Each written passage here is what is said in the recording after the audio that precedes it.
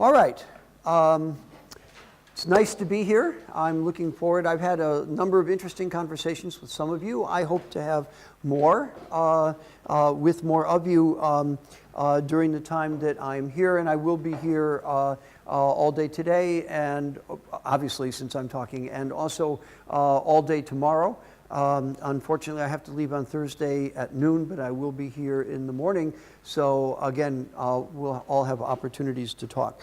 Now, my topic is in some sense more of the same.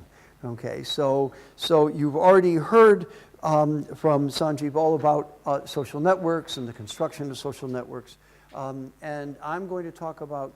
I think there's some overlap in our material, I think, but not really so much in the way that we talk about it. And I will be spending a little more time talking about things like kind of stepping away from networks to talk about social norms and other things like this. Let me. I'm actually going to begin at the same point that we began yesterday. Which is with this question about the embeddedness of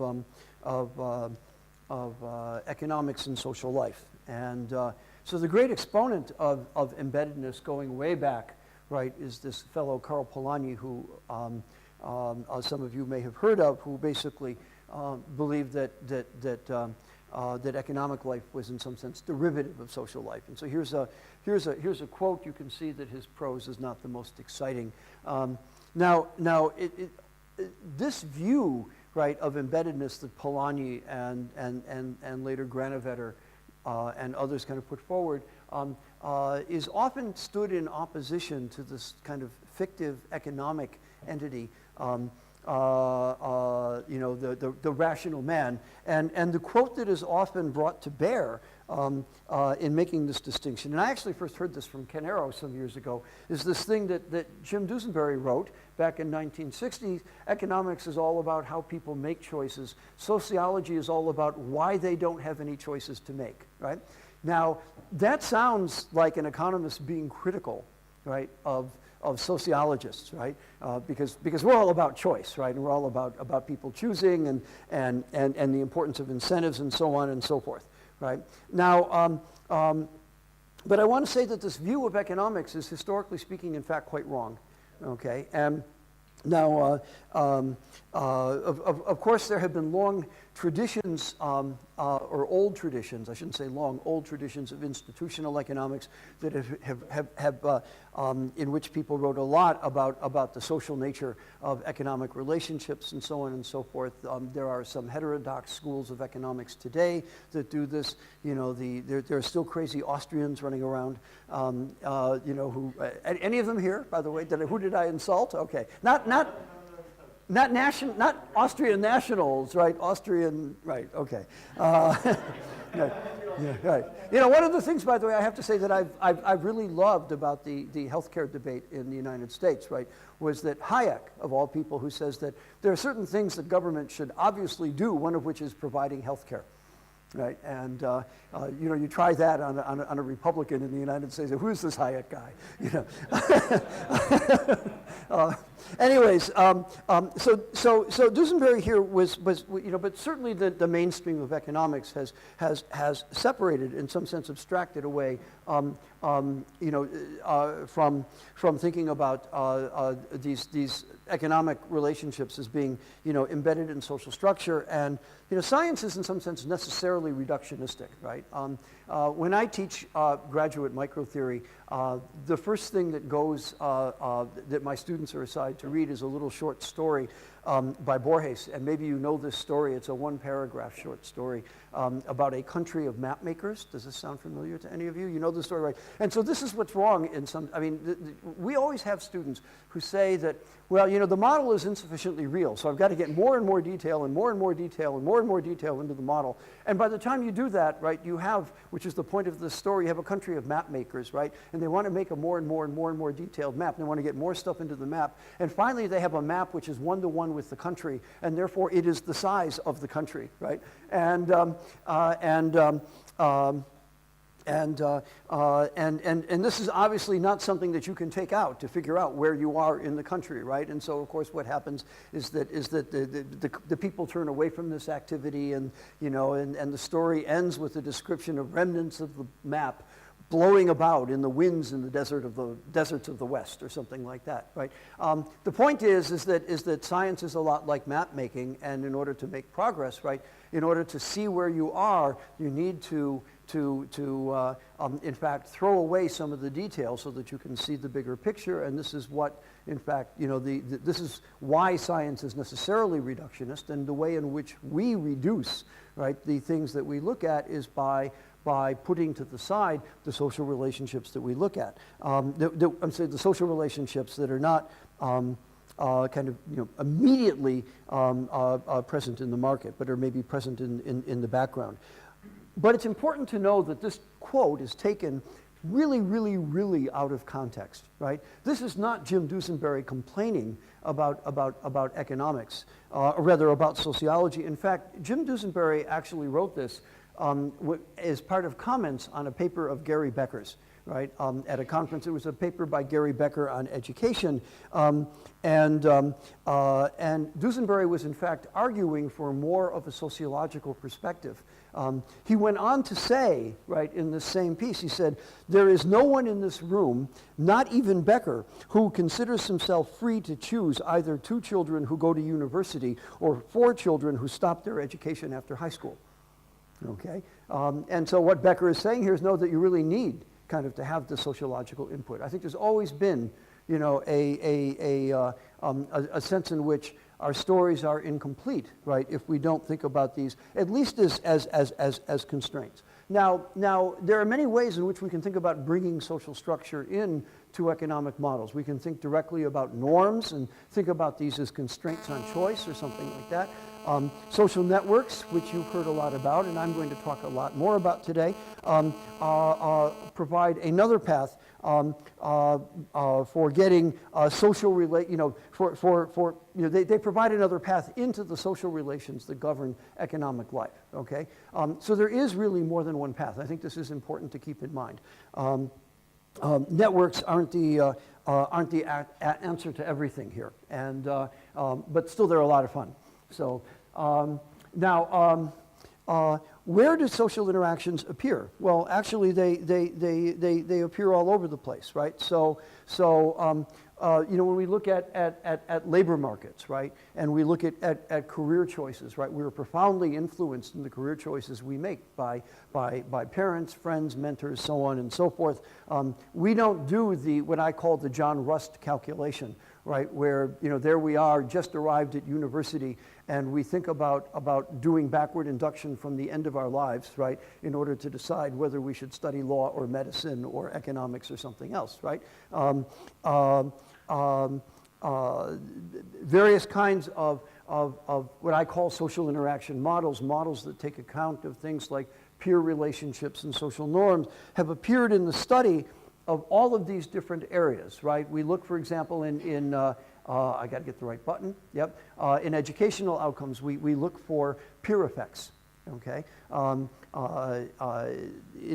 many years, it was the case that labor economists found it very difficult to tease out from data whether being in a classroom with good students lifted the performance of any single student in the room, right? And so they found this very hard to uncover. And yet, if you asked any labor economist, does this mean that you don't care about the peer group at school? They say not at all, right? The problem is with the data. The problem is with the method. The fact must be true, right?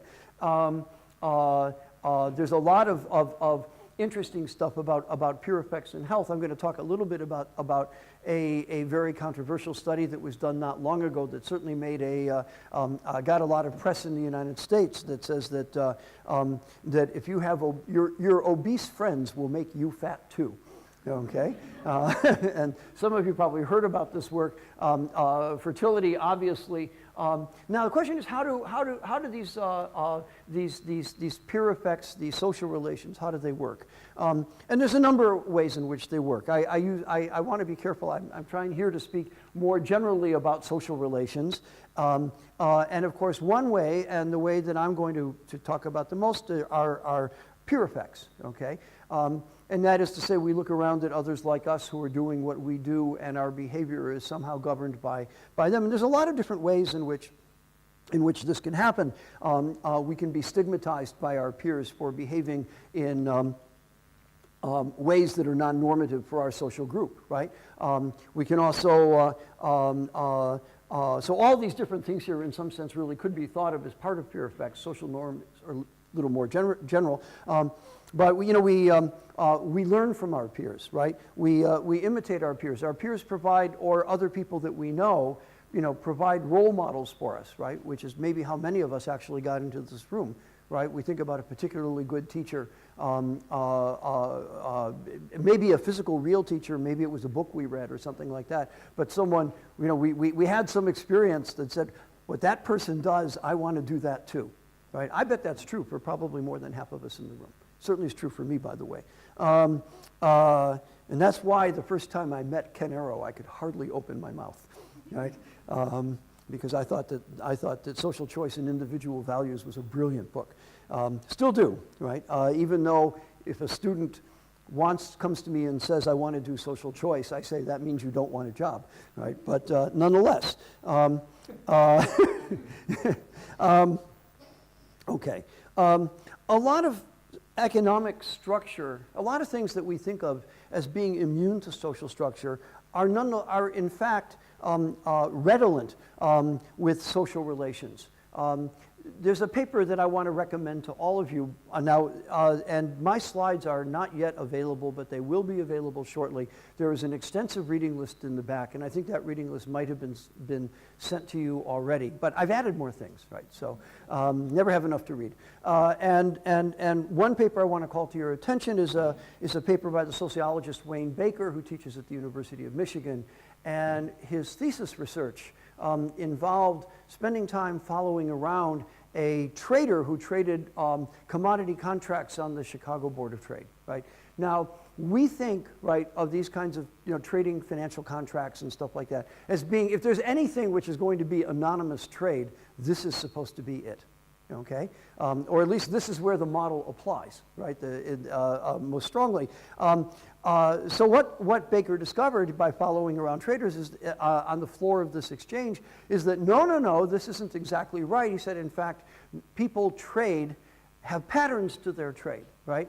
And in those days, trading was done in a pit, which really was a physical pit, okay? And people who wanted to trade a particular contract stood in the pit, and you've seen these pictures, I'm sure, where people are holding up little cards and yelling out orders and stuff like that. But what happened, in fact, was that there was a structure to trade.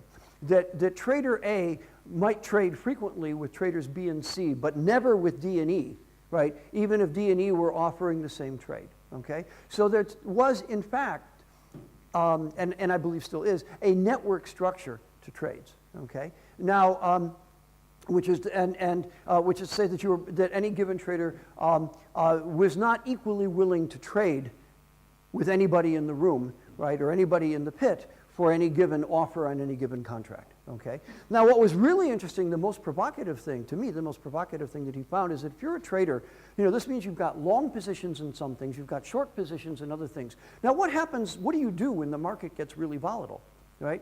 You're saying, I got to hold on to my pants here, I'm going to lose everything. What do? Is you start to close down your positions, right? This is what, you minimize your risk by getting rid of your longs, closing out some of your shorts, right? And kind of more nearly balancing your portfolio until this period of volatility passes. So now you're at a moment in time when the market's really volatile. You've got to make a lot of trades. So what do? You'd think that you would be willing to trade with anybody in the room, right, to get rid of this really long position. No, right? What Baker found was quite the opposite, was that the set of people you were willing to trade with actually contracted, right? Despite the fact that you had a bigger demand, a bigger need to trade than you might have in normal times, and to trade quickly, right, to get out of some of these positions that were a bit risky, Nonetheless, okay, someone that you were willing to trade with on a normal day, you're not willing to trade with them now. Why? Well, when he asked traders about this, it all had to do with trust, okay? Why is this guy making me this offer? Why is this guy on the other side of this trade? What does he know that I don't know? How am I about to get screwed by this trade I'm about to make, okay? And this becomes more salient in volatile times, and therefore the circle of trust collapses, and therefore the circle of trades that you're willing to make or trading partners collapses, even though your need for trade has gone up, right? That is a story entirely about trust, right? Entirely about a social construct, right? So this is just the opposite of the way that we would expect markets to, market makers or market traders to perform.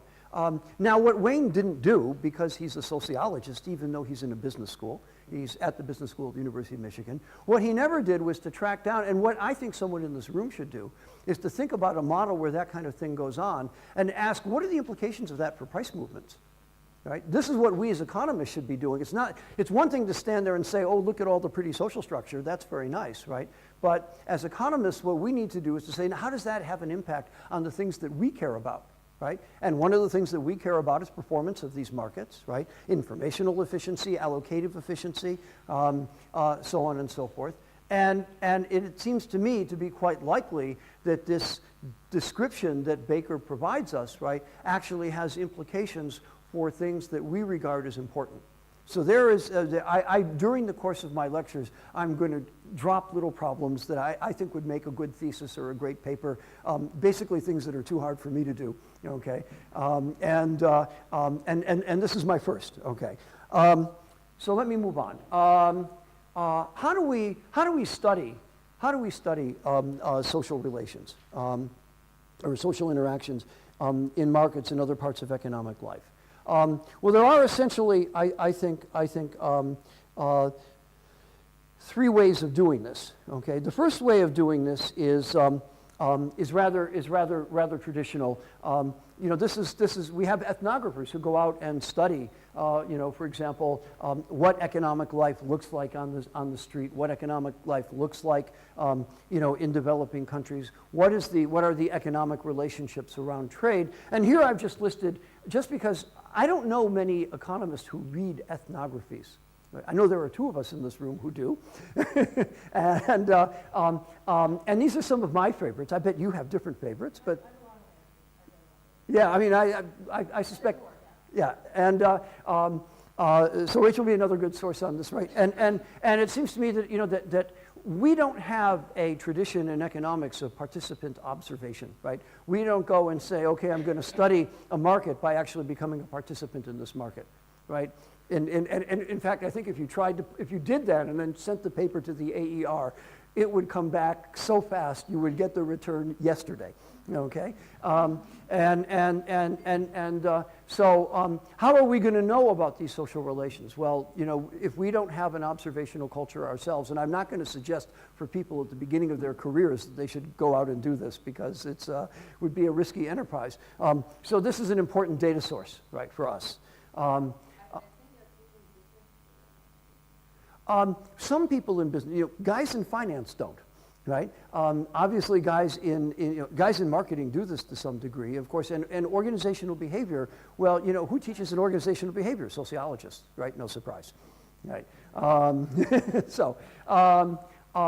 There are also field experiments, okay? And when I say field experiments, I don't mean what economists call field experiments. I don't mean John List, okay? And John List is great, okay? So that's not a problem. But what these guys do, you just couldn't do today, okay?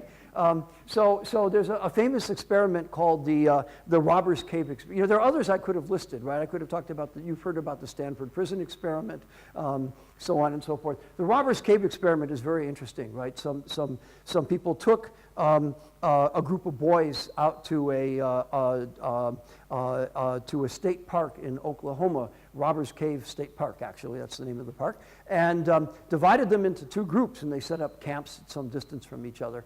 And what they did, okay, then, was to instill, a feeling of group belonging and group membership, right? And then they started competitions between the boys, right?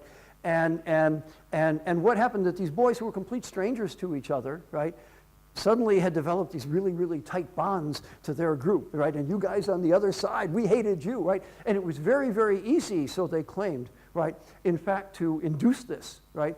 And in fact, in the experiment, in each run of the experiment that they wrote up, at some point they actually had to intervene because these kids were going to kill each other, right? And so what they did was they invented some emergency, right, that the two groups had to get together to solve.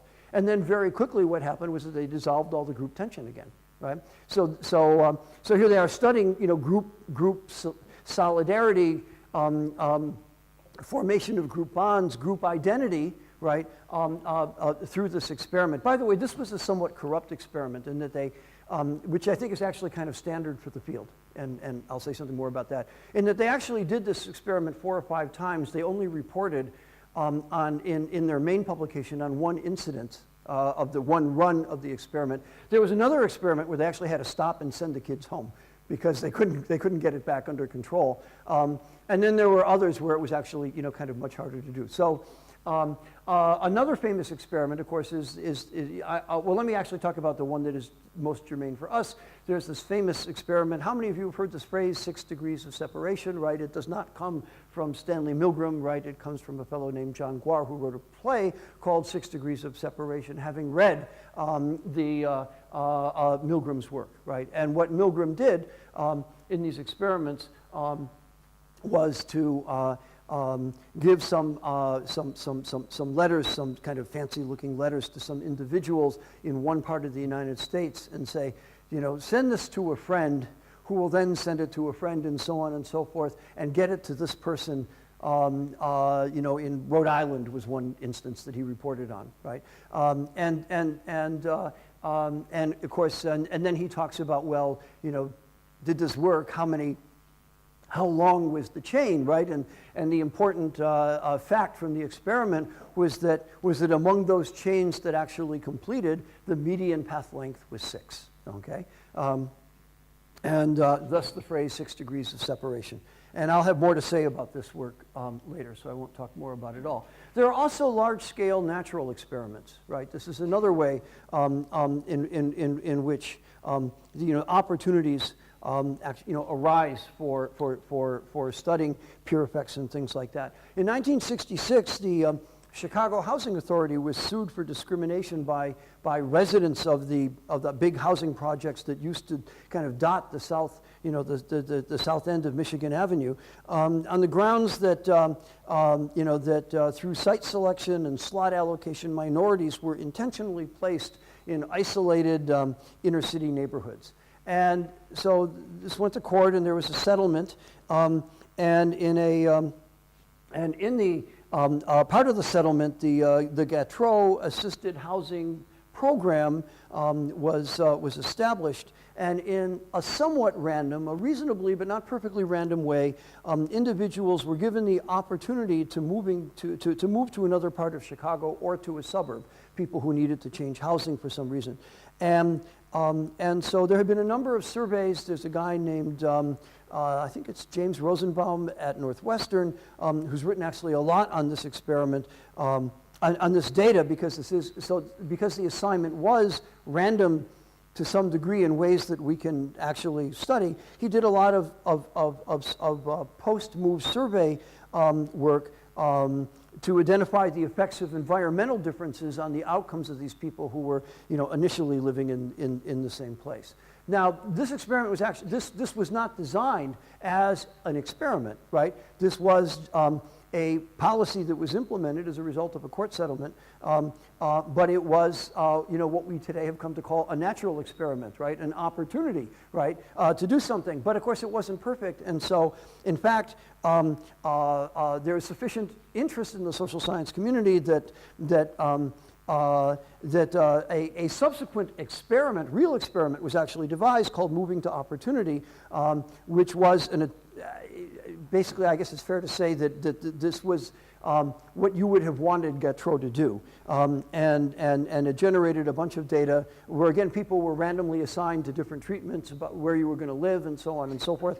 And this has been used by many scholars to evaluate the effect of moving low-income families out of high-poverty neighborhoods. And this data is well worked over. All right, so these are ways in which we can actually interrogate, we can actually look at the effects of social interaction.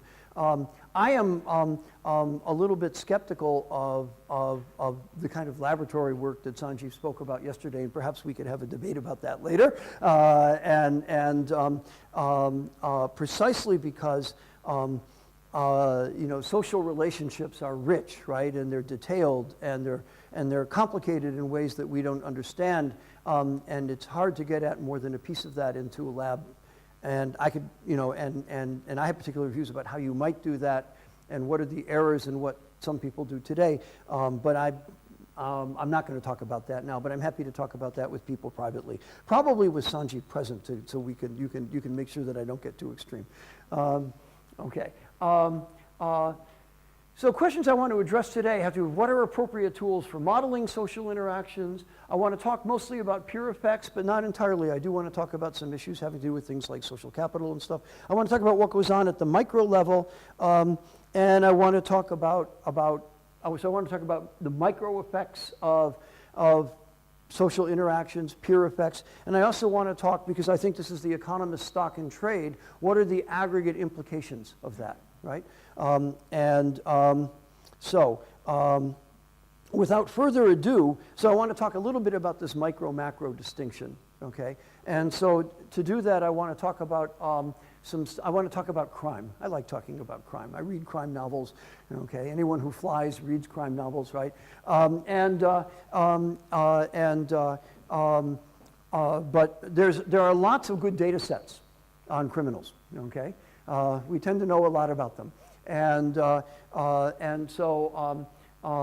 this is a rich area for work. And actually, I have to say that part of my interest, not all of my interest, but part of my interest in thinking about the sociology of economic life, I guess, actually came from the sociologist, actually he's an economist, he has a PhD in economics, but a criminologist. His name is Daniel Nagin, who teaches at Carnegie Mellon, and who got me very interested in thinking about peer effects among youth and criminal activity, and some conversations we had many years back.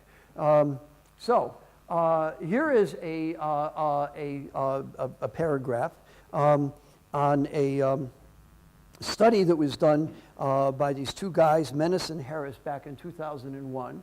And what they were interested in is why do juveniles commit crime?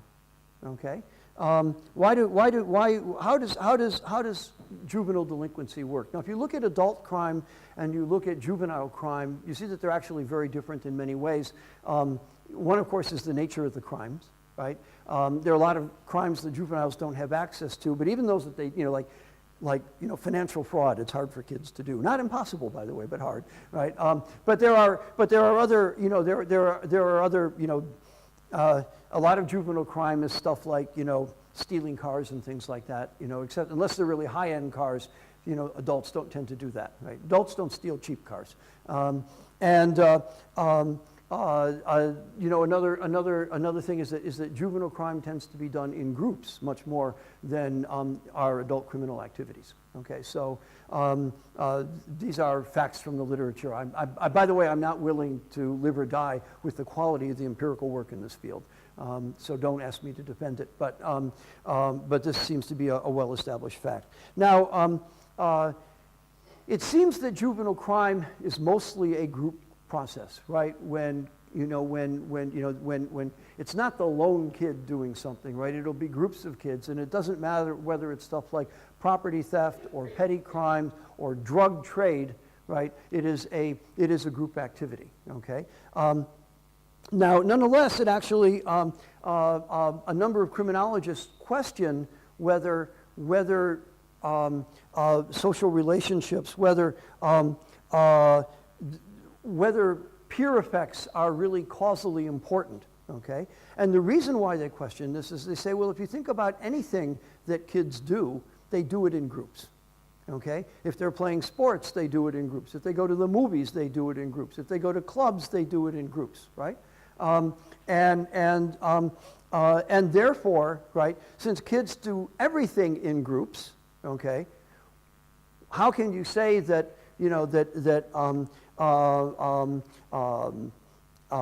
what is it about, what's different about delinquency? Because the group character of delinquency doesn't distinguish it from anything else that you know, legal forms of adolescent behavior, it's not clear whether it's causal or whether it's just there, it's just the way that kids are, okay? If kids do everything in groups, how can you say that groups cause crime, all right? And so what these guys tried to do was they tried to jump into this debate, and they wanted to actually ask this question: Do peers directly influence criminal activity? And the way that they did this was actually the way that you might expect that economists would address this issue. There was a great data set that was collected by the city of Philadelphia on juvenile crime among people who were assigned to various programs by courts. And this data set was collected for analyzing the effectiveness of the program, but some scholars were let in to look at the data, and they were able to ask a number of questions, including these guys. And what they did was they wanted to study the microdynamics of group crime, right? So what did they do? They did what many of us would do, is they estimated a logit model. Right? Do you commit a crime or not? Right? And what they were particularly interested in was the problem of recidivism. Okay? Recidivism. I can't even say it. That means that having committed a crime once and been convicted of this crime, found out, right? Now do you come out and commit another crime? Right? So do you fall back, right, into this criminal activity? And they were interested in a couple of questions. One was, do kids specialize? And numbered in particular kinds of crimes, like, are you the drug trader kid, right? Is Rachel the person who steals hubcaps all the time, you know, but nothing else, or so on and so forth? Or are kids more opportunistic in their delinquent activities? And then the other thing they wanted to know about was really the extent of how peers work. And so what they did was a microeconomic study. They looked for clustering of crimes. So what they did, in fact, was to look at kids who they asked the question of a given youth who had been in a program, how likely were they to commit a second crime, okay, having once been in a program, right?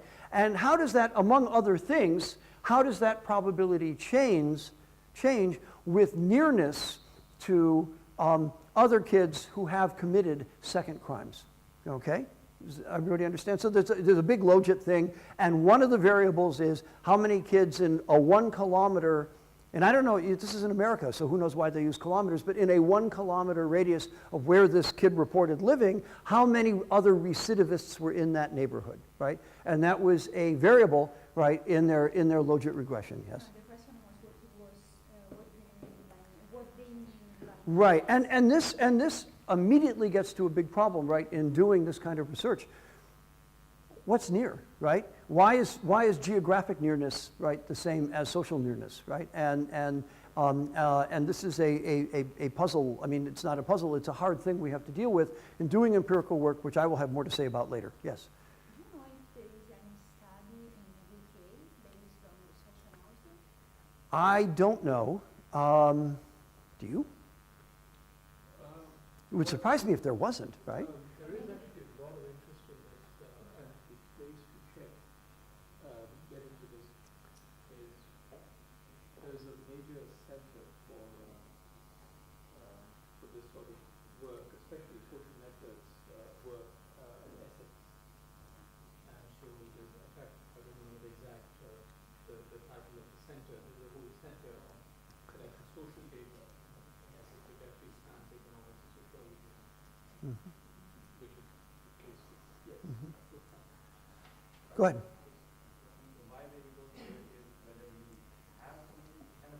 Yeah, the dependent variable is did you commit a second crime? Okay. Yes. By the way, I don't want to talk very much about this study. I just want to use this to illustrate a point. So don't ask me details. Yes? What is this component variables here? Because whatever the meeting, it's not so very familiar to look at the other people who were recidivists, because this might be also dependent factor of the fact that it may be low in the neighborhood. Oh, recidivism was not there were other variables here. And I didn't, and you know, this is the usual table, right, where there's many more things in the regression than are reported in the table, right? So they did, in fact, want to control for neighborhood type, and you'll see there one of the things that is reported in the table is parental behavior or parental, right? So they had a lot of other controls, but don't ask me for the complete list. But obviously this is one of the big issues, right, in doing this kind of work, right? I just want to use this paper to illustrate the kind of micro study that can be done, right? And this is the way I think that many micro studies that I've looked at have this general character where we have some notion of nearness, we have a bunch of other controls, right? We do some kind of, do you smoke or do you not, right? Do you do well in school or do you not, right? Do you commit crimes? Do you recidivate? Is that a word? May I? Neologism, okay? Or do you not? And they all have this character, right? And the big take home from this study is this map. Which has to do with, you can see that it's really hard to see this picture, but what's going on here is that in these areas there's a low probability of recidivism. There is no clustering at all in these gray areas. In these red areas, there are high probability, people who live in these red areas have high probabilities of recidivism. And the claim is, which we can't investigate with the data that I presented, and I don't really want to talk about, is that obviously you would expect some clustering just based on the nature of the neighborhood itself, right? And what's being measured here is lower high probability relative to a baseline that's established by the other controls, okay? And so this is meant to be to give us a geographic picture that is meant to tell us that clustering is important, that the peer effects are important. Again, I don't want to particularly commend this paper. It is a often cited paper. So if you're interested in this area, you probably will read this at some point. And there are a couple of other things on my reading list that seem to emerge in the literature, okay, on this. I want to contrast this, and the reason why I chose this paper is because I want to contrast it with another paper that probably many of you have read, okay? And this is the Glaser, Sacerdote, and Schenkman paper that appeared in the QJE in 1996. Now, this is a very different issue, right? And this has to do, this is more, this is kind of more the thing that I like. It's just a matter of taste, right? Doing the micro stuff is really very important. At the end of the day, as an economist, I particularly am interested in what are the emergent properties of this micro rules, right? If we see that peer effects are important, right, what does that say about aggregate criminal activity, right? About crime rates, so on and so forth. And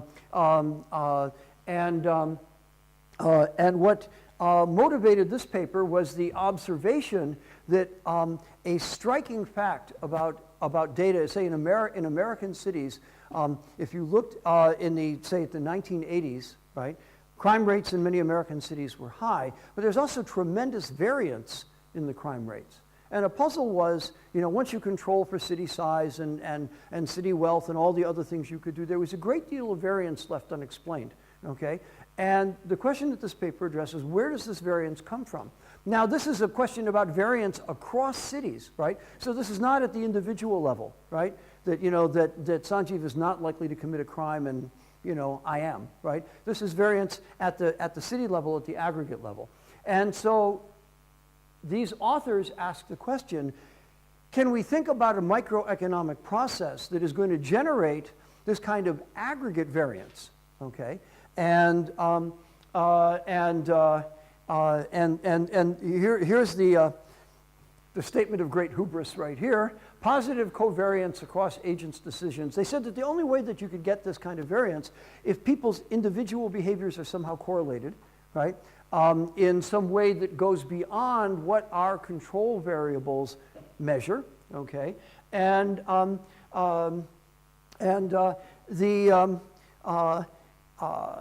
the only way that that can happen, they argued, that we can get this large variance that we see across cities if there is some kind of additional source of correlation in individual behaviors. That would give variance higher than that predicted by differences in local conditions. So this is what they wanted to do. So they built a very stylized model, and I'm now going to describe that stylized model. Got to hit the right button there. So here's the model, right? It's a little embarrassing, but here it is. We have a linear city, and furthermore, it's a city that is oriented to the left, okay? Which is to say that everybody lives on a line and everybody looks to the left, okay? There are three kinds of people who live in this city. There are hardened criminals, okay? There are really nice guys, okay? And then on the other hand, there are people who are impressionable, right? And the impressionable people we're going to imagine are the large part of the population, and the hardened criminals and the really nice people, the saints and the sinners, we'll call them, okay? The saints and the sinners make up a small part of the population. So here's how behavior in this model is going to evolve, okay? We'll suppose that the person, the rightmost person in the city, let's suppose the rightmost person in the city is a criminal, okay? Well, the person immediately to his left might be an impressionable person. I'm doing this the wrong way around. Let's see. So I want my chains of influence to go, you want to imitate the neighbor on your left, right? So we're going to suppose that the leftmost person is a criminal person, right? Now the person immediately to his right is an impressionable person, looks to the left, says, crime, that's what we do. Good, I'm going to be a criminal, right, and commits crimes, okay? The person to his right, also criminal, says, crime, yeah, I'm also not criminal, also impressionable, sees that the person on the left does criminal acts. I guess that's okay, I'll do it too. And then the person on her right, the same thing. How long does this chain go on for? So we have this perfect correlation, and it goes until we hit a saint, okay? And we hit a saint, and the saint says, I don't care about what all you people on the left are doing, right? I am going to be a good guy, I'm a saint, and that's the way it is, right? And then impressionable people following him are going to be saints for a while until we get to the next hardened criminal. That chain stops. And so this is all there is to the model, right? Amazing what you can publish, right? So we can do some calculations. Now I don't remember, I better look at my notation here. Type zeros are good guys, type ones are bad guys, type twos are impressionable, okay? Zeros are bad guys, okay? We can compute, right, the expected, what is the expected action of any individual, right? If we label, how do we do? We did zeros are bad guy, ones are good guys, okay? So the expected action of person I is simply going to be, and you can do this calculation, it is the probability that a hardened type is a good person, right? It is the conditional probability of a good person being that a person is one of the hard types, one of the hard-coded types, okay? So conditional on not being impressionable, this P1 over P0 plus P1 is the probability of being a criminal conditional on not being impressionable, okay? So that is that if I draw one of the people who's going to condition my behavior, is that person I'm going to draw, is it a criminal or is it a saint, right? A sinner or a saint, and the probability of that person being a saint is P1 over P0 plus P1. The probability of that person being a sinner is P0 over P0 plus P1, and so that gives us the expected type of individual I. But what's more interesting is, of course, and the point of the paper is to, in fact, and I should look at my notes here, is to look at the variance, okay? And there's a calculation which you can do, and I think that everybody in this room can do this calculation. So and I'm not going to try and replicate it. But whereas the normal variance here, right, would be, if everybody were completely independent, the variance would be p times 1 minus p, okay? But in fact, because of this correlation of types, that magnifies the variance, okay? And so the actual variance turns out to be, if you do the computation, what I've reported for sigma squared here, okay? And the magnification factor, therefore, is this number f of pi, which is 2 minus pi over pi, where pi is the probability that an individual is a hardened type, is a saint or sinner, okay? Predestined, I guess that would be the word. This tells us here the scale factor in some sense, okay? It tells us how much correlation, I'm sorry, how the imitative process magnifies, right, the original variance that we saw. If everybody were a hard type, either a saint or a sinner, right, the variance would just be p times 1 minus p.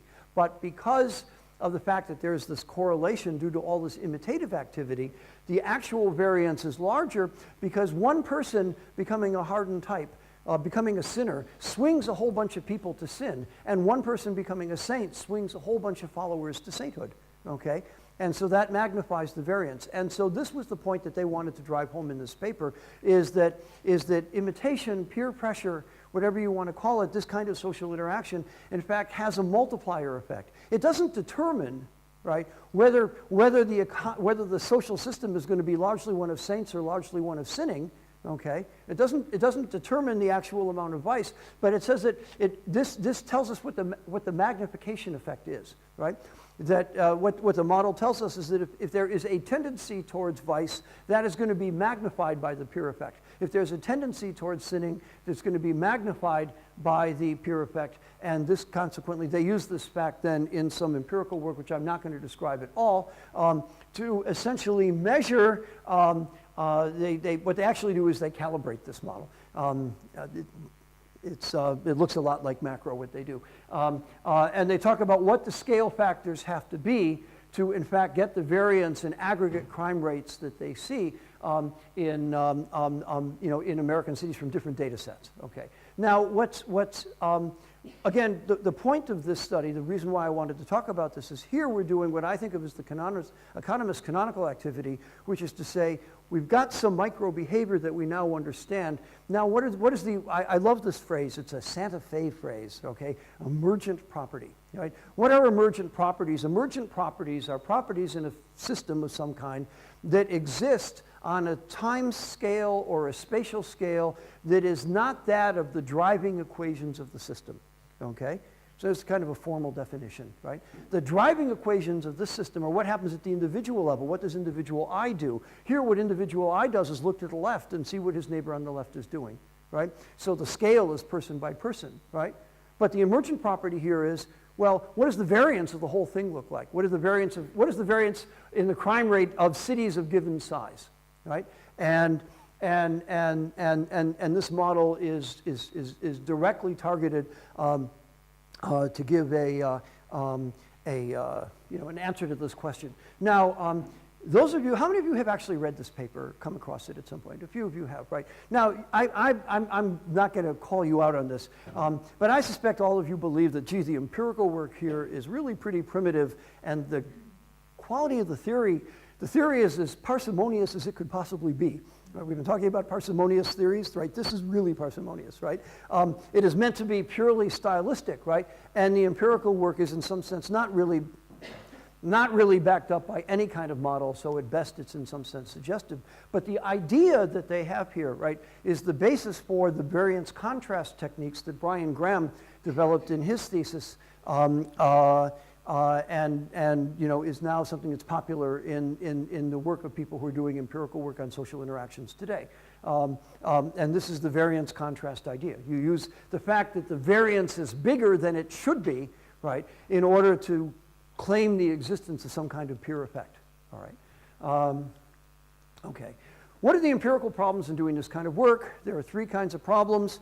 There are unobserved correlated shocks. There is endogeneity of the network, the peer effect, the peer relationships. And then there is a third problem which has a little bit of jargon in it. It's called distinguishing endogenous effect from direct or so-called contextual effects. And I'll explain what all this is in a minute. So let me give you an example of how unobserved correlated shocks can in fact pose a problem. So Bruce Sacerdote in another paper looked at the behavior of freshmen in college, first-year college students at his university at Dartmouth. Now, all students at the university are required to live in dormitories, and roommate assignment is random, right? So the economists in the room are immediately kind of rubbing their hands. Random assignment. What can we do with that, right? And so the question is, well, you know, how does your behavior now depend upon your roommates and so on and so forth? And so what he did, one of the things he did was to look at peer effects in performance, in classroom performance, in grade point average, at the individual room level, at the level of a dormitory, right, for freshmen over the course of a year, and so on and so forth. And the data provide strong evidence for the existence of peer effects, in student outcomes, somewhat at the dorm, much more so at the room level. Okay. Now, you might think, so here's how here's something you might want to worry about if you're doing that study. Okay. The reference, by the way, is in my reading list, so you can check this out for yourself. But one of the things you would want to worry about is the following. So I am living with a real party person, right? And consequently, you know, my roommate says, let's go to the bar, and I get dragged out too, and the next thing you know, I have a grade point average that's in the tank. Okay, that's a peer effect, right? Now, and since my roommate, of course, also the partier has the same thing, right? Our behavior is very correlated, and this is because of the fact that he's dragging me out to the bars, and then I start dragging him out to the bars, and we're spending all of our time in the bar, right? Another reason why our grades could be correlated is those guys in the room next door have the loudest stereo system in the world, right? And they play it all night long. Right? And the resident advisor who lives in the dormitory, who's supposed to monitor this stuff, is never there. Oh, he's out with his girlfriend somewhere, right, living in town, right? And so consequently, this stuff is blasting all the time, and no one can get any work done, and getting good study places elsewhere on campus is hard, right? That's an unobserved shock, because the data set doesn't say that the guys next door have a big stereo, okay? That's a kind of problem, that's a confounding effect that one needs to worry about in this literature. Yes?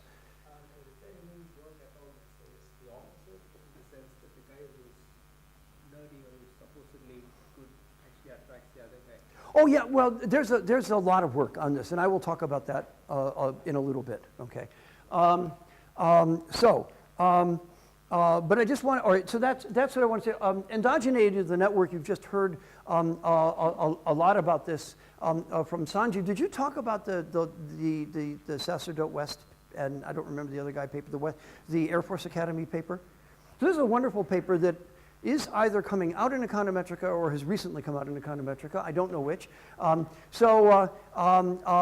Sacerdote again, good guy, okay, with some co-authors, was looking at performance of students in the Air Force Academy. And at the Air Force Academy in the United States, you come to this Air Force Academy, you are blue-eyed and kind of smart and really eager to get up in the air, I guess, and you get assigned to groups. I think they're called platoons or something like this. And you're assigned to these groups, and you do everything with your group. The Air Force Academy had the bright idea that maybe if we were a bit strategic about group assignment, we could lift the level of everybody's performance, okay? And these groups are large, okay? And so these guys came in and they did the usual study, and they said, yes, in fact, if you're clever, you can, in fact, boost group performance. What you need to do is you need to sort these guys by SATs in some ways, and you need to make sure, okay, that you have enough of the top performing kids in each group, okay, and then they will pull up the others and so on and so forth, okay? So the Air Force did this, and guess what? Performance just tanked, right? So this is great. You get an econometrica paper out of performance, out of your prediction being wrong. So of course the interesting thing is, well, why was it wrong, right? And they, so fortunately the Air Force said to these guys, get back here and tell us what went wrong. And instead of just saying go to hell, right, which they could have said, right? So came back and what they discovered was that in fact that, or the conclusion that they came to was that, well, these are large groups, right? And you're not friends with everybody in the very large group, right? Peer relationships really work at a lower level, right? And what happened was that the group itself stratified.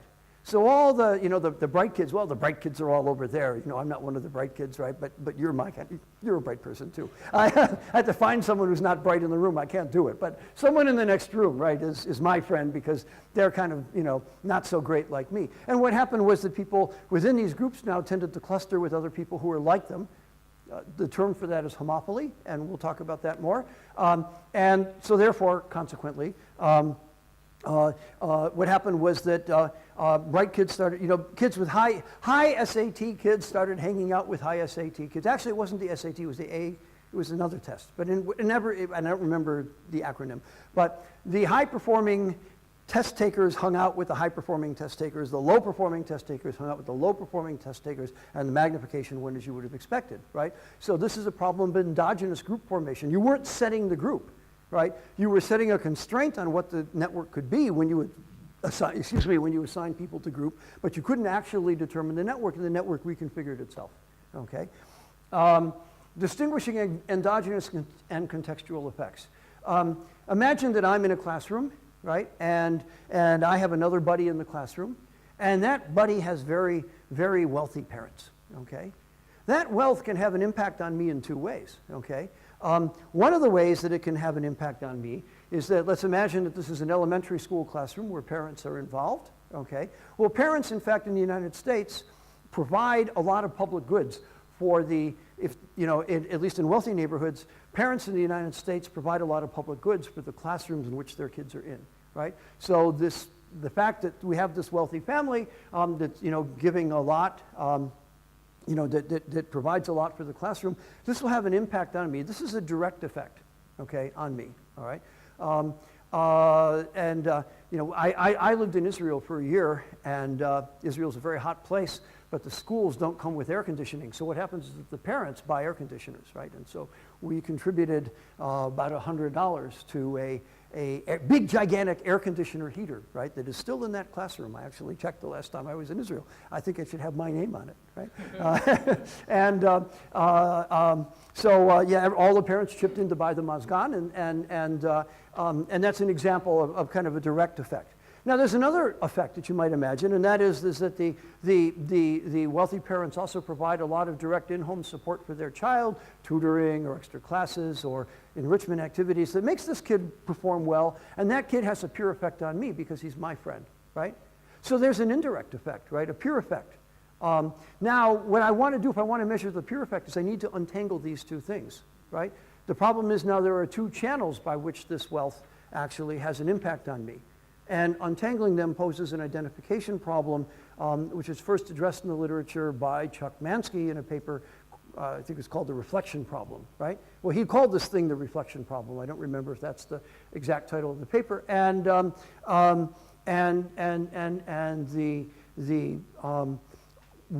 he used the term contextual effect to describe what I called the public good, okay? Giving directly or benefiting in some direct way. Okay, that the characteristics of some individuals have a direct impact on others, and then they also have an indirect impact through the peer relationship, right? The direct impact is the contextual effect, the indirect impact is the peer effect. The literature has been hung up on this ever since Mansky wrote this in 1995. All right, now I've talked a little bit about how one might go to data with this. I've talked about micro and macro, the different things, kinds of questions that you might want to ask. And now what I'm going to do for the rest of my time is to provide a kind of a tour of some areas of research that I find interesting.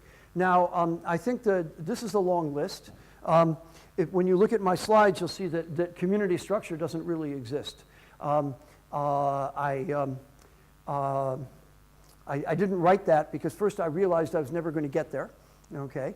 And second, because I'm really struggling on how to implement the point of view that I have on measuring community structure. And again, that's something I'm happy to chat about. But I have a long list of topics here, and that's what I'm going to talk about for the rest of the afternoon. Beginning with network science, which is to say, talk about some formalisms having to do with networks. Now, Sanjeev has already talked about some of the stuff in passing. I will do it one more time, just so we have this kind of common vocabulary. One thing I think to keep in mind for my talk, and I think for many of the other talks as well, that a lot of information is coming at you guys really quickly, right? And when you go to a classroom and you get these, you take a class that, 36 hours over the course of a term, and you sit there and the professor goes through things somewhat carefully, more carefully if you're lucky, right? And you're taking notes, right? And you're kind of figuring out things as you go, right? Well, here you're getting kind of, half a term, in 3 hours or 2 hours or something, or 4 hours, and something like that, right? So the way I think of these lectures as not being, I'm actually not trying to teach you anything, okay? What I'm trying to do is to show you some stuff and sell you. I don't want to teach, I want to sell. I want to convince you that you should be interested in some of this stuff, and that you can then go back and absorb it on your own, and I provided some hooks to the literature so that you can do that, okay?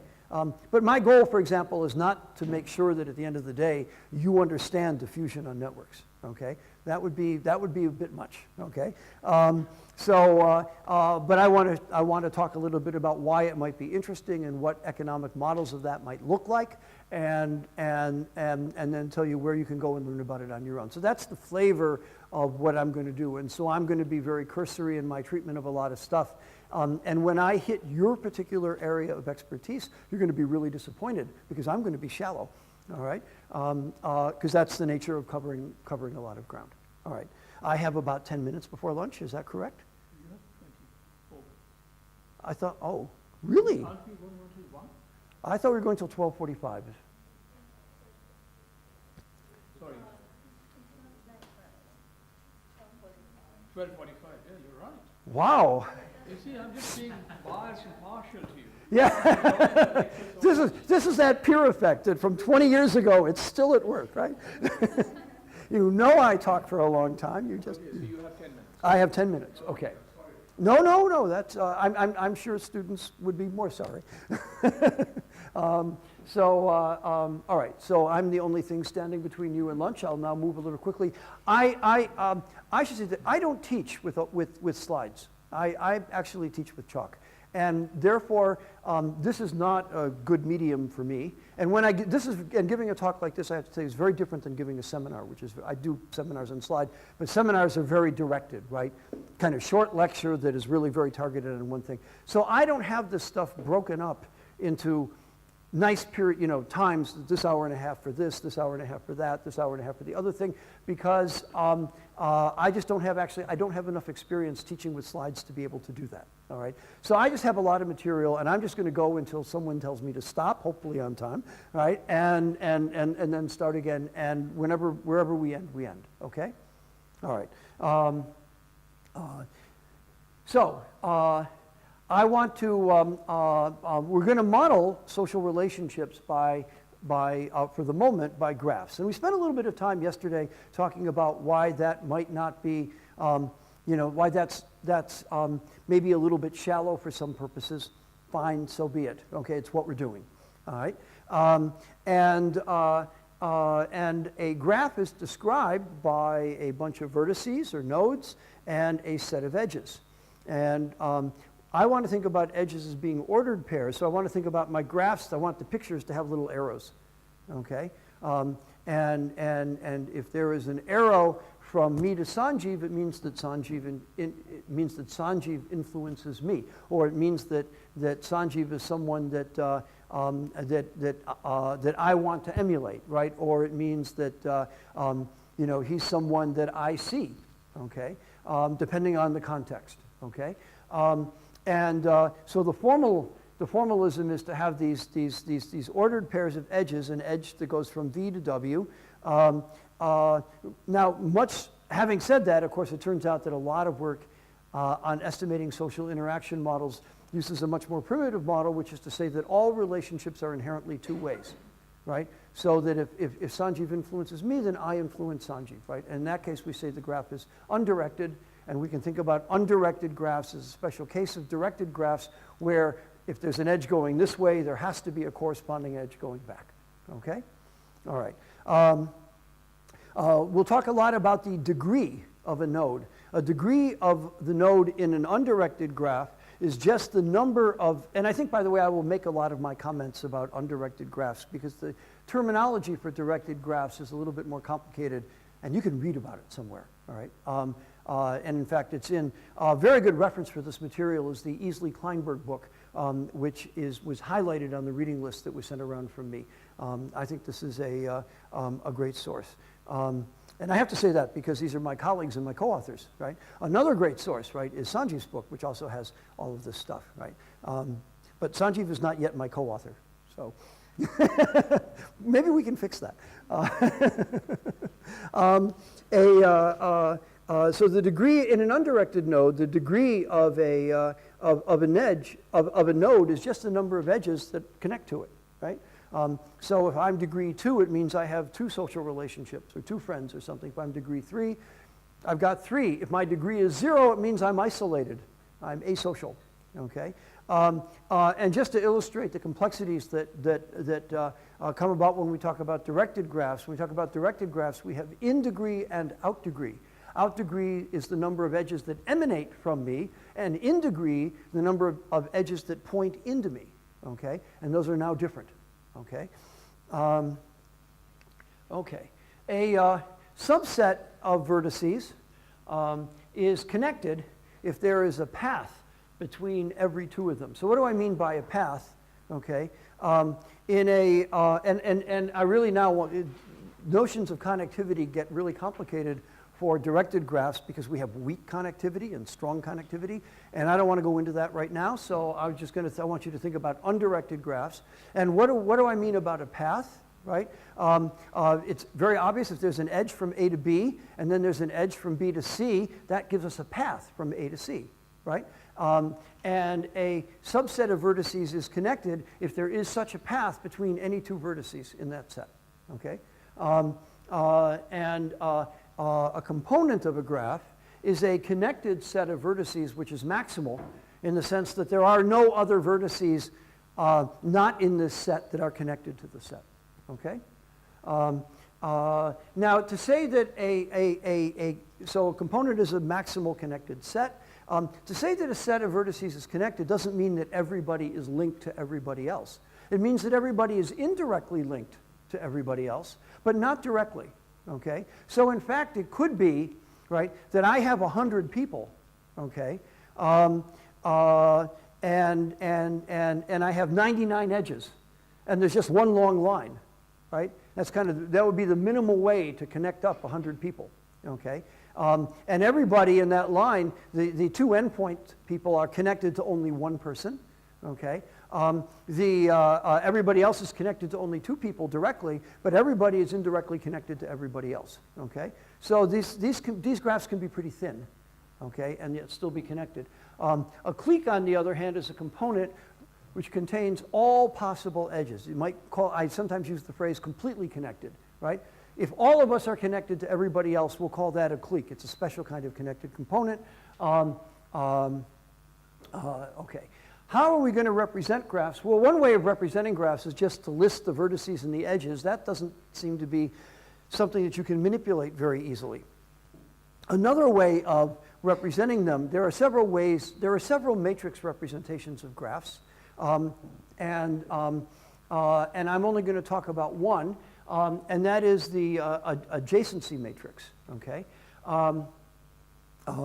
So there's actually, if you get into graph theory at all, there is actually a more useful representation called the Laplacian, okay? And the Laplacian comes from, you can get it out of the adjacency matrix, but it's just one mathematical step that I didn't want to make today. But the adjacency matrix is easy to understand. I'm going to have a square matrix, right? And every row, the first row and the first column correspond to individual 1. The second row and the second column correspond to individual 2, right? If individual 1 is connected to individual 2, right, then, or more generally, if individual V is connected to individual W, then I will assign the number 1 to the VW element of the matrix, and otherwise I will assign it 0. Right?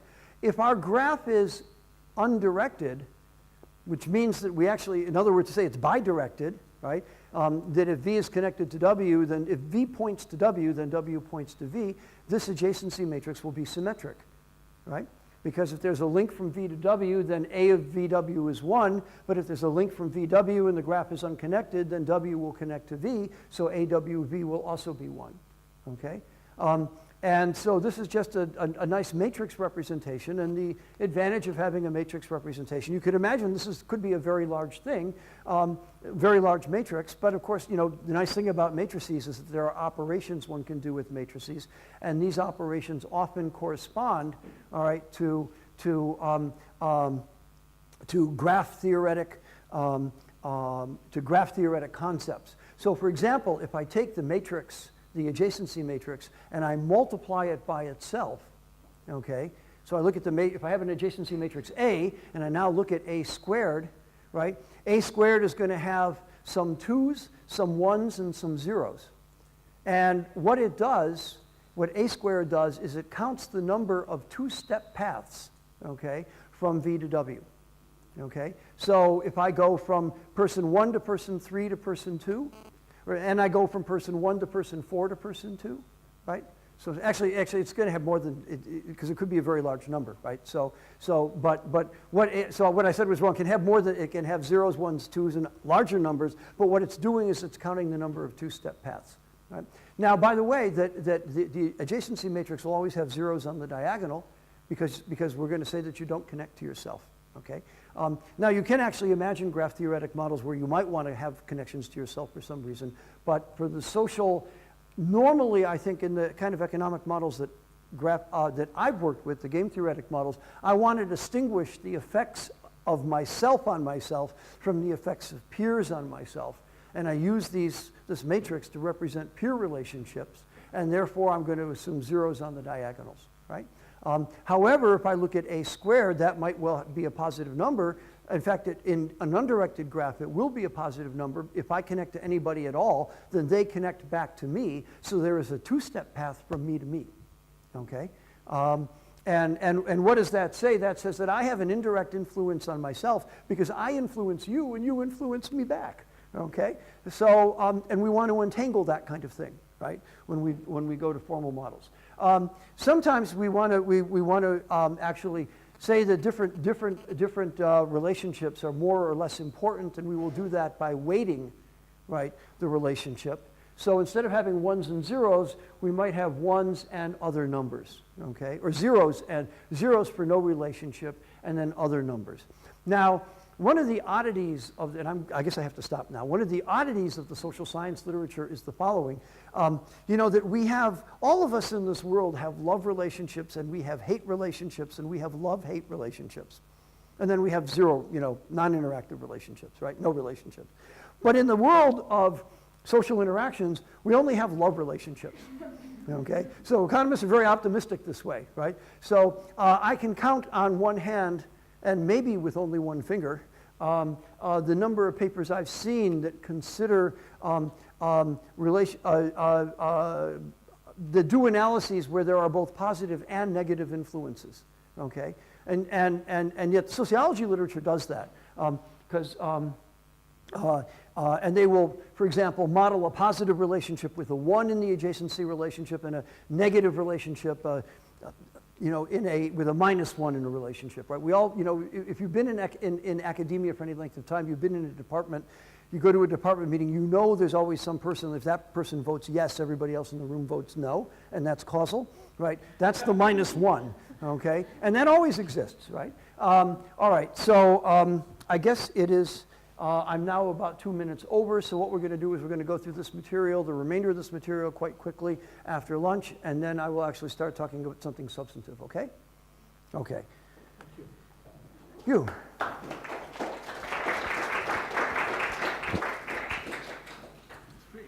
didn't cover anything. Larry? All right. Okay, welcome back. I know that everybody's blood supply is now down here. The lunches here are too good. This is a wonderful for collegiality, but it interferes with intellectual work in the afternoon. So I guess I'm going to be a little more lightweight. I want to mention one other source for this kind of basic network stuff that I'm going to talk about, and that is that there's a nice survey paper by Mark Newman, which is on my reading list.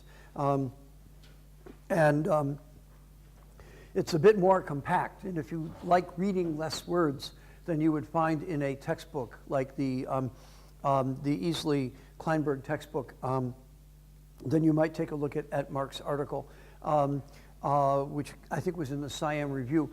Good news, by the way, is that the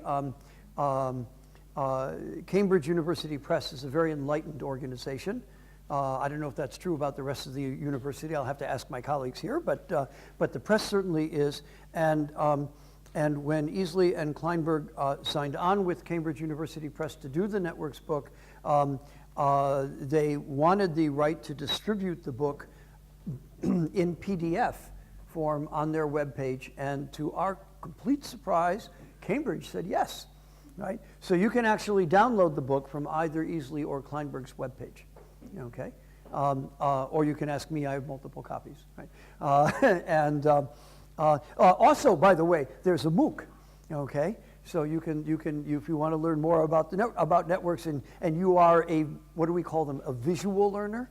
Okay, when I was young, you just said you watch too much TV, turn the thing off, right? But if you're a visual learner, you can watch the MOOC. Okay, and it's done with Coursera. Okay, so. But don't speak to me about the MOOC. I've been hearing about the MOOC all damn term because they just did it, okay? And I'm tired of hearing about it, but you might look at it. I hear it's good. You started talking to me about it. I hadn't talked. No, you know, I'm sorry, it just comes out. It's been so much, you know, it's having two co-authors, actually three co-authors, right? The three people who did this MOOC are all co-authors of mine, and we've not been doing research because they've been doing this MOOC, right? They've been mooking around, exactly. All right, back to networks. So I now want to talk about some things that there is a large literature done by some sociologists, a few, not too many, but a few economists, and lots of computer scientists that essentially are engaged in what we might call descriptive network statistics. So John Kleinberg, for instance, has a computer that you can only turn on if it reads your handprint, right? And on the computer is Facebook, right? Which is to say all the Facebook data, okay? So he's got the Facebook network there, and he writes papers. He writes good papers, but he also has some papers that are descriptive, right? Just descriptive of the data set. So, for example, he published a paper in Science recently that said that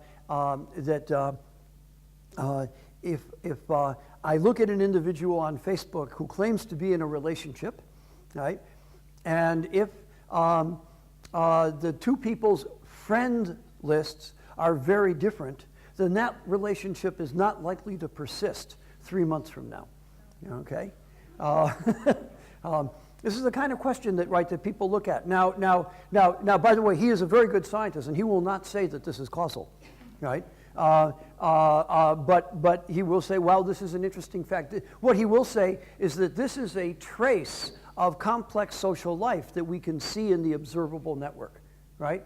And ultimately, that's what we're going to look at, that kind of data, and we want to theorize about that, right? So it's not I'm not making fun. It's a valuable activity. I think that just this, we had a lot of time, a lot of experience in looking at economic time series. So now, for someone to say that, gee, these two time series are correlated, you say big deal, right? But we don't have this kind of experience. We don't have this kind of intuition with social networks, right? And so just looking at the raw statistics, right, of social networks is still an interesting thing to do. Now, by the way, it is an interesting thing to do, but it won't get an economist a job. So I don't encourage you to do it, but you should at least be consumers, all right? So what are things that people look at, okay? Well, one measurement is did I define all these terms? I didn't. What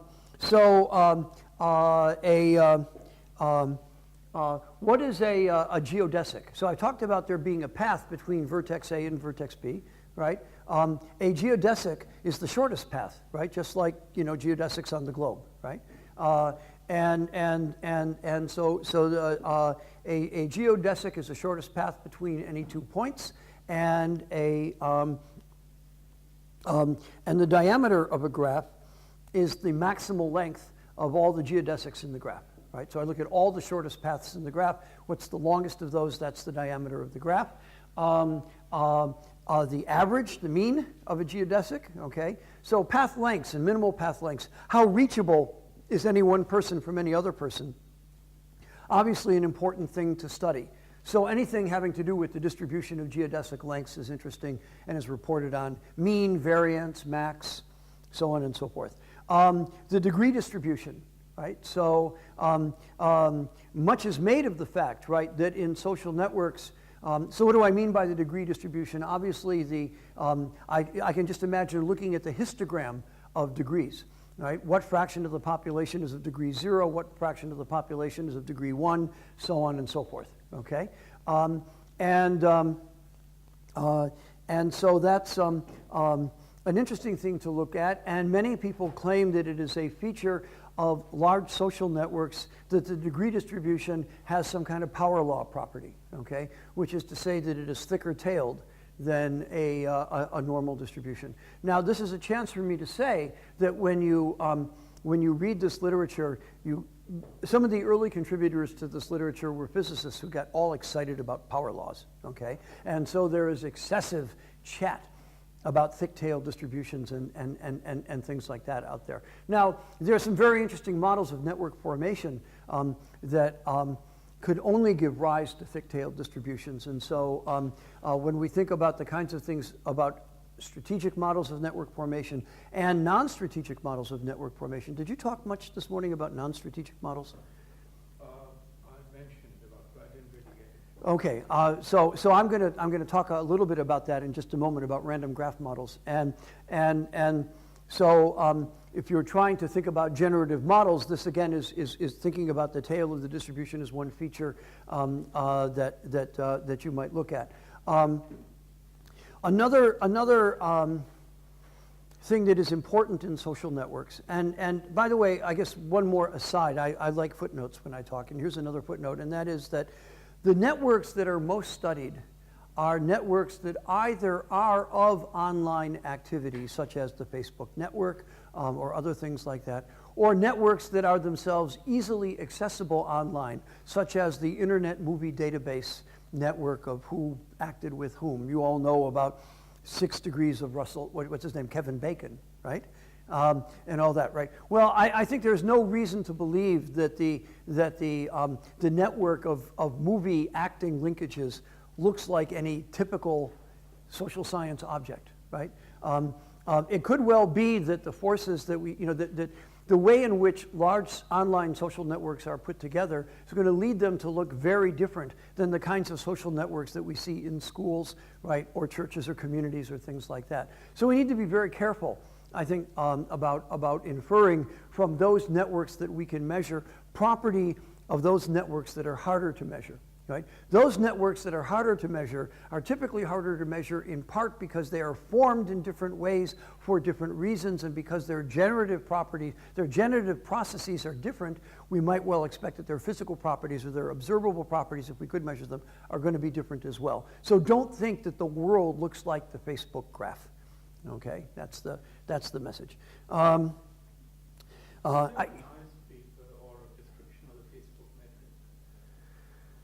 Not that I know of, and part of the reason is that Facebook was not so interested in having you know that. This notorious paper, right, which was turned down for a major conference because the data was not publicly available. But I was wondering if that paper has become publicly available. I don't know. I've heard about the paper, but There's some paper, so if anyone wants to Google it, I can try, but it's at the beginning of Facebook. This paper you're talking about. So it's the This is about 2 years old. What? This is about 2 years old. Right, but the data was about the data is about the beginning of Facebook. We may be talking about different papers. Yeah. There's a paper out there that's about the beginning of Facebook when it's only at some limited number of universities. Yes, no, this is a different one. Right, so that may be out there in terms of what those networks look like at Harvard and Caltech. And in fact, I remember the Caltech network was really different than the Harvard network. Yeah, so there's a published paper, there's an economics published paper on that in the Journal of Public Economics. Is that the one you're thinking of? I'm not sure.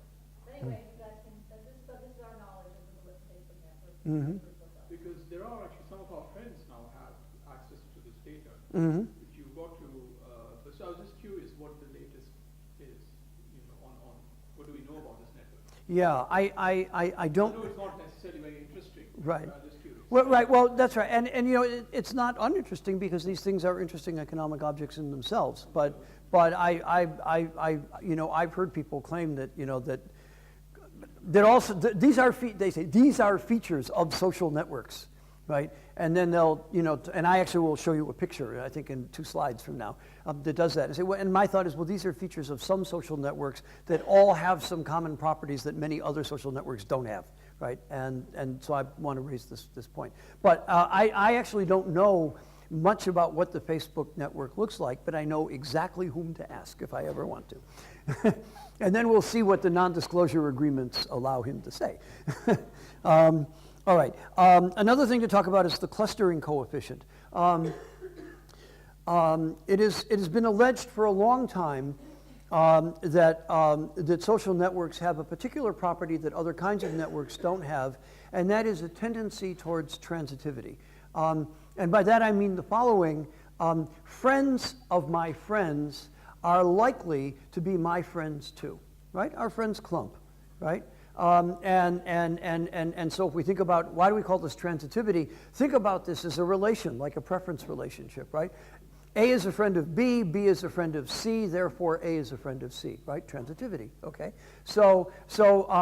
And the way we talk about this in graph theory is to talk about triadic closure, which is to say that if there's a path from A to B and a path from B to C, there's likely to be a path from A, I'm sorry, let me say that all again. If there is an edge from A to B and an edge from B to C, then there's likely to be an edge from A to C, okay? And so one of the things we would like to measure is the degree to which that is true, right? And there is something called the clustering coefficient. There are many different ways of measuring that. They're all called clustering coefficients. And essentially what they want to do in some way or another is look at the average number of length 2 paths that are in fact closed, by which I mean an A to B, B to C path that has the A to C link as well. If we look at all the paths of length 2, right, how many of them have that transitive closing link as well, okay? And that's called the clustering coefficient. And when we start talking about homophily and things like this, this becomes an important thing to measure. Another thing that one pays attention to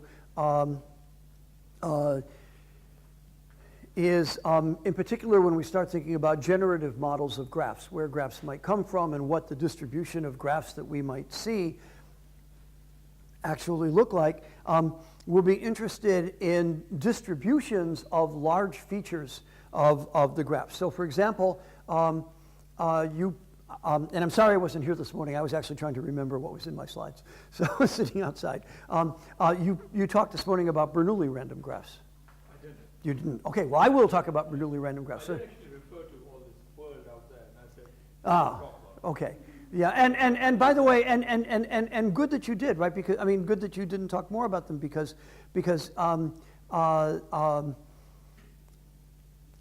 there's a literature out there that says there are these graphs and here's a way of describing them statistically.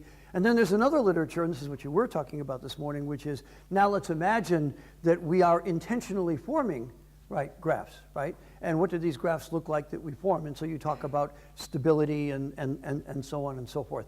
And these things are very different. And you know, the interesting thing about Matt Jackson is he lives with a foot in each camp, right? He has these random graph papers, you know, exponential random graph stuff, as well as talking about pairwise stability and all of that, the famous Jackson-Walensky paper. In any event, if we think about graphs being drawn from some kind of distribution, without talking about where that distribution comes from, if we think about graphs being drawn from some kind of distribution, we will want to measure things like the component size distribution, right? What is the, so if we have and let me give you an example, if we have a Bernoulli random graph, what do I mean by a Bernoulli random graph? Suppose I take each pair of individuals and I flip a coin, okay? And then I ask, and if the coin comes up heads, then I draw a link between them, otherwise I don't, right? Then I have what's called a Bernoulli random graph, or sometimes called an Erdős-Rényi random graph, right? By the way, if a random graph has a name attached to it, it's likely to be Hungarian. It's a rule. All right. So so these graphs are probably the most studied random graphs out there, precisely because they're easy to get a hold of, right? Everything is IID, right? The likelihood of there being a link between any two people is independent of the likelihood of a link between two other people, right? Now, what happens is that these random graphs, the distribution of graphs, now we can talk about graphs as being, we can think about these incidence matrices, if you will, big vectors. Okay, and now we can ask, well, what does the distribution of those vectors look like, right? Which is a way of saying, what does the distribution of the graphs look like? Okay,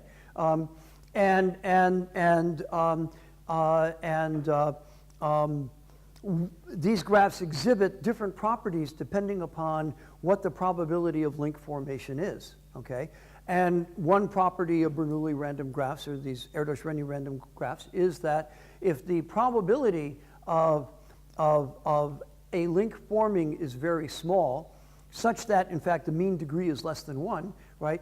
What will turn out to be the case is that the graph is likely to contain many, many, many components, right? Not one big connected component, but many, many, many small components. And the size distribution, we can ask, well, you know, what do the components look like? The size distribution is an exponential distribution. And the coefficient of that, of course, depends upon the link probability.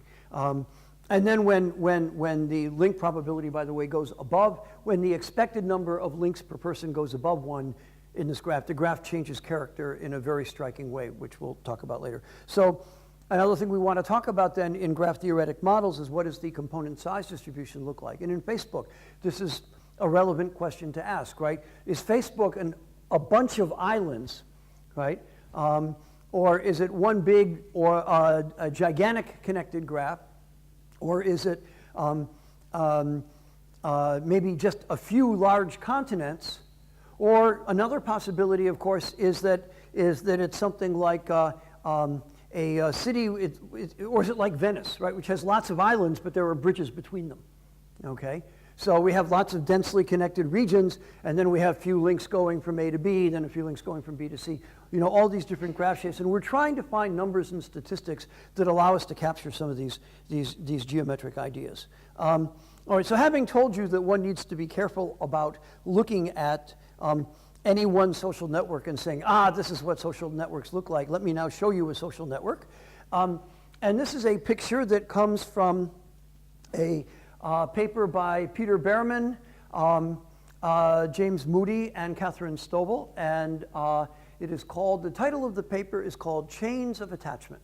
And this paper comes from Ad Health data. You've all heard about the Ad Health data set, right? If you do networks, you've heard about Ad Health. Okay, so this comes from the National Longitudinal Survey of Adolescent Youth, and at one point in this activity, they went into one high school, right? And they asked detailed questions about social lives. And in particular, they asked students for 3 romantic attachments during the last 6 months. I think it was during the last 6 months. I'm not sure. But you can read the article. And then in addition, they asked for incidental sexual contacts that were not part of a romantic relationship, okay? And I don't think they put an upper bound on that, okay? So I actually read this last night just to check, and they mentioned that there was an upper bound on, how many romantic relationships they asked for. They didn't ask for, they didn't have an upper bound on the sexual one. And so then they assembled this graph, right? And this is what the graph looks like, right? Now you might, why would you want this graph, right? Well, if you were interested, for example, in developing policies, right, to limit in some way the transmission of sexually transmitted diseases among a student population, you would want to know what this graph looks like, right? And in fact, I'm going to come back to that example a little later. And of course, what's striking about, we have, there's a bunch of people, I don't remember, it doesn't say this in the, oh yeah, there's 63 pairs that are just, these are, monogamous relationships. There are some people who have quite complicated social lives, right? And what's interesting, of course, is that there is, this is a piece of graph jargon that you'll hear. There is the giant connected component, okay? And the giant, what do I mean by the giant connected component? Let's think about these Bernoulli random graphs. If we have a low probability of mean link probability less than 1, and we add more and more and more people, the size distribution just fills out, right? An exponential distribution, as I said, right? What happens if the mean is greater than 1, right? What happens if the mean is greater than 1 is that a gigantic connected component emerges, and the size of this connected component scales linearly with the number of people, the number of vertices that we're talking about, okay, and in mean, and the fraction of the vertices that it has gets bigger and bigger and bigger as you raise the probability even more and more and more. So there's the giant connected component, which is the component that scales linearly with the mean, and there will be with probability 1, the theorem says there's one of those, okay? And then, in addition, there are lots of small components, and the small components, again, will have an exponential size distribution. Now, I don't want to say that this is, I would be troubled if I were a parent and I knew that this was a Bernoulli random graph, right? The kids were just pairing up randomly, right? But this has some of these, and this has some of these features, right? The giant connected component, and then this kind of lots of small components, and then ever fewer larger components among those outside of the big one. Okay. Pardon? It is a loop, yes. Well, what's interesting about...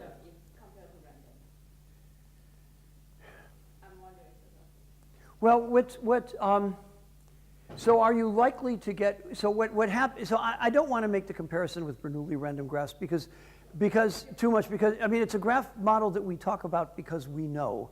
And if you know the joke about the drunk looking for his keys under the traffic light, that's a lot like all discussions of Bernoulli random graphs, right? That we're there because we know it, but the keys are really over there, right? But I can see here, right? So but what is true is that if you, and the reason we talk about this is because we believe it's true with other random graph models, is that as you cross this critical threshold of mean link equal to 1, the first thing that emerges are tree-like structures, okay? You don't tend to get loops, but you do tend to get trees. And this thing, oops, I keep hitting the wrong button here. This thing is almost a tree, right? If you cut the interior loop here at any point, you have a tree, okay? So it's very tree-like, and I'll talk more about that a bit later. But it is kind of, it's certainly striking, right? And amusing for all of us. This picture is used in every network talk I've ever seen, right? So I feel, here's another high school that Moody studied, and I believe this comes from Ohio, but I'm not sure.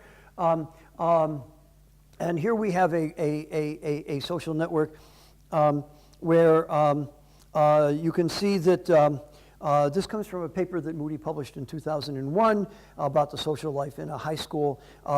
And this is, again, another friendship network. The vertical dimension in the picture represents stratification by age, right? So these are older kids, these are younger kids in the school building. Ethnicity of the student is indicated by color, okay? And this picture is drawn, and you can't see the links, right? It's this big black mass, right? Looks like a donut with speckles, okay? But links that are close together here are in fact connected, right? And so this exhibits another property of social networks, that there again is that phrase, it is another property of social networks. I know of no systematic study of all social networks out there, but it is something that seems to characterize, that we believe characterizes lots of social interactions, and that is this property called homophily, that people who are alike in certain characteristics tend to link together, tend to cluster together, okay? And we'll want to know, and that is important for lots of interactions. Okay. Here is a table which illustrates some of these network properties that I've been talking about. I think I can tell you the sources of all of these. There is from the survey paper of Mark Newman, that's where I actually took this table. Okay, and he has sources for all these things in there. Film actors, obviously this is the IMDb. Someone, I don't remember whether it was a physicist or computer scientist or something, took all the data out of the IMDb and drew a link between two actors if they actually acted together in the same movie. Okay, and that creates a big graph, right? Another graph that you might have heard about is the graph of all co-authorships in mathematics. Okay, and there one talks about an interesting statistic that occurs only in that graph is something called the Erdős number, right? And the Erdős number is how long is the geodesic between you and Paul Erdős, right? The recent, not long deceased Hungarian mathematician. Yes?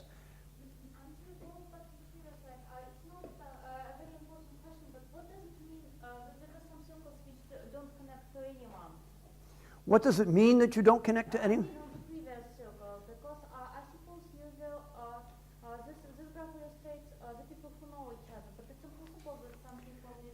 Well, actually, in this graph here, it seems to have been clipped from the picture, but they actually had data that said how many people reported zero. Yeah, and on the next one, yeah, we've got a few zeros here, right? I mean, these people out. Oops, where'd they go? These people here are not connected to anyone. Reported not being connected to anyone, right? There is an interesting question that if you were not in fact friends with anybody, would you say that? Right, so I mean, we know that there's measurement error here, but and maybe what's actually more important than that is if you say to someone, list your friends, right? Well, what does friend mean, right? And it might mean something different to you than it does to me. So there are all kinds of questions in collecting this kind of data, and Moody actually had some discussion about what he called isolates or solos or something like this, but I don't remember what he had to say. But this is actually, and by the way, if you're trying to estimate a social interaction model, these people are wonderful. Why are they wonderful? Because since there's no peer effects, right, that means you can identify everything else, and therefore what's left is the peer effect, right? So these guys, on the one hand, you might feel sorry for them, but you're glad they're in your data set, okay? All right. So let's look at just very briefly. Here's a whole bunch of different social networks, and I think the one thing I think that's striking to point out is that where's L? L is the mean geodesic length. What is the mean length of the path between any two people in the graph, right? What's striking to me is that look at some of these graphs. Look at telephone call graph, right? There are 47 million people in this data set, right? Mean path length is 3, okay? That's kind of surprising, right? That's just, there's some people out there, who knows what that graph could look like? And we'll talk about models. Notice that, I mean, some of these numbers here are quite large, And even in the graphs where m, the number of edges, is small relative to the number of nodes, the mean path length isn't that big. The one exception is biologists. They must be weird. I'm sorry, not m, I'm talking about L, right? So n is large, m can be not too large relative to n, and yet L, mean path length, right? These are not big numbers. These are all single-digit numbers. I read off the wrong column when I said 3, right? So for math co-authorship, it's 7. For film actors, 3.4. So this is kind of small. Interesting in student relationships, what's going on here, I suspect. Number one, they're asking a different question, right? Not just like who do you know or who are your friends, but who are you involved with, right? And that you would expect that, you would hope, right, that wouldn't be too big. And another thing that we don't have here, do we have the, yeah, so they actually give us, for some of these graphs, the exponent of the degree distribution. In any event, these kinds of descriptive statistics are often collected and are things to think about, not abstractly, I think, but in the context of the data set that you're thinking about. So I'm going to, yes? To ask about this. So this, for example, this film actors one, those are films made in the United States or British films, but you included the universe of film actors, including Bollywood. Right. Films in the Arab world made in Egypt. What do you expect? I mean, it's almost as it's almost as it's a sampling of networks where these things are small.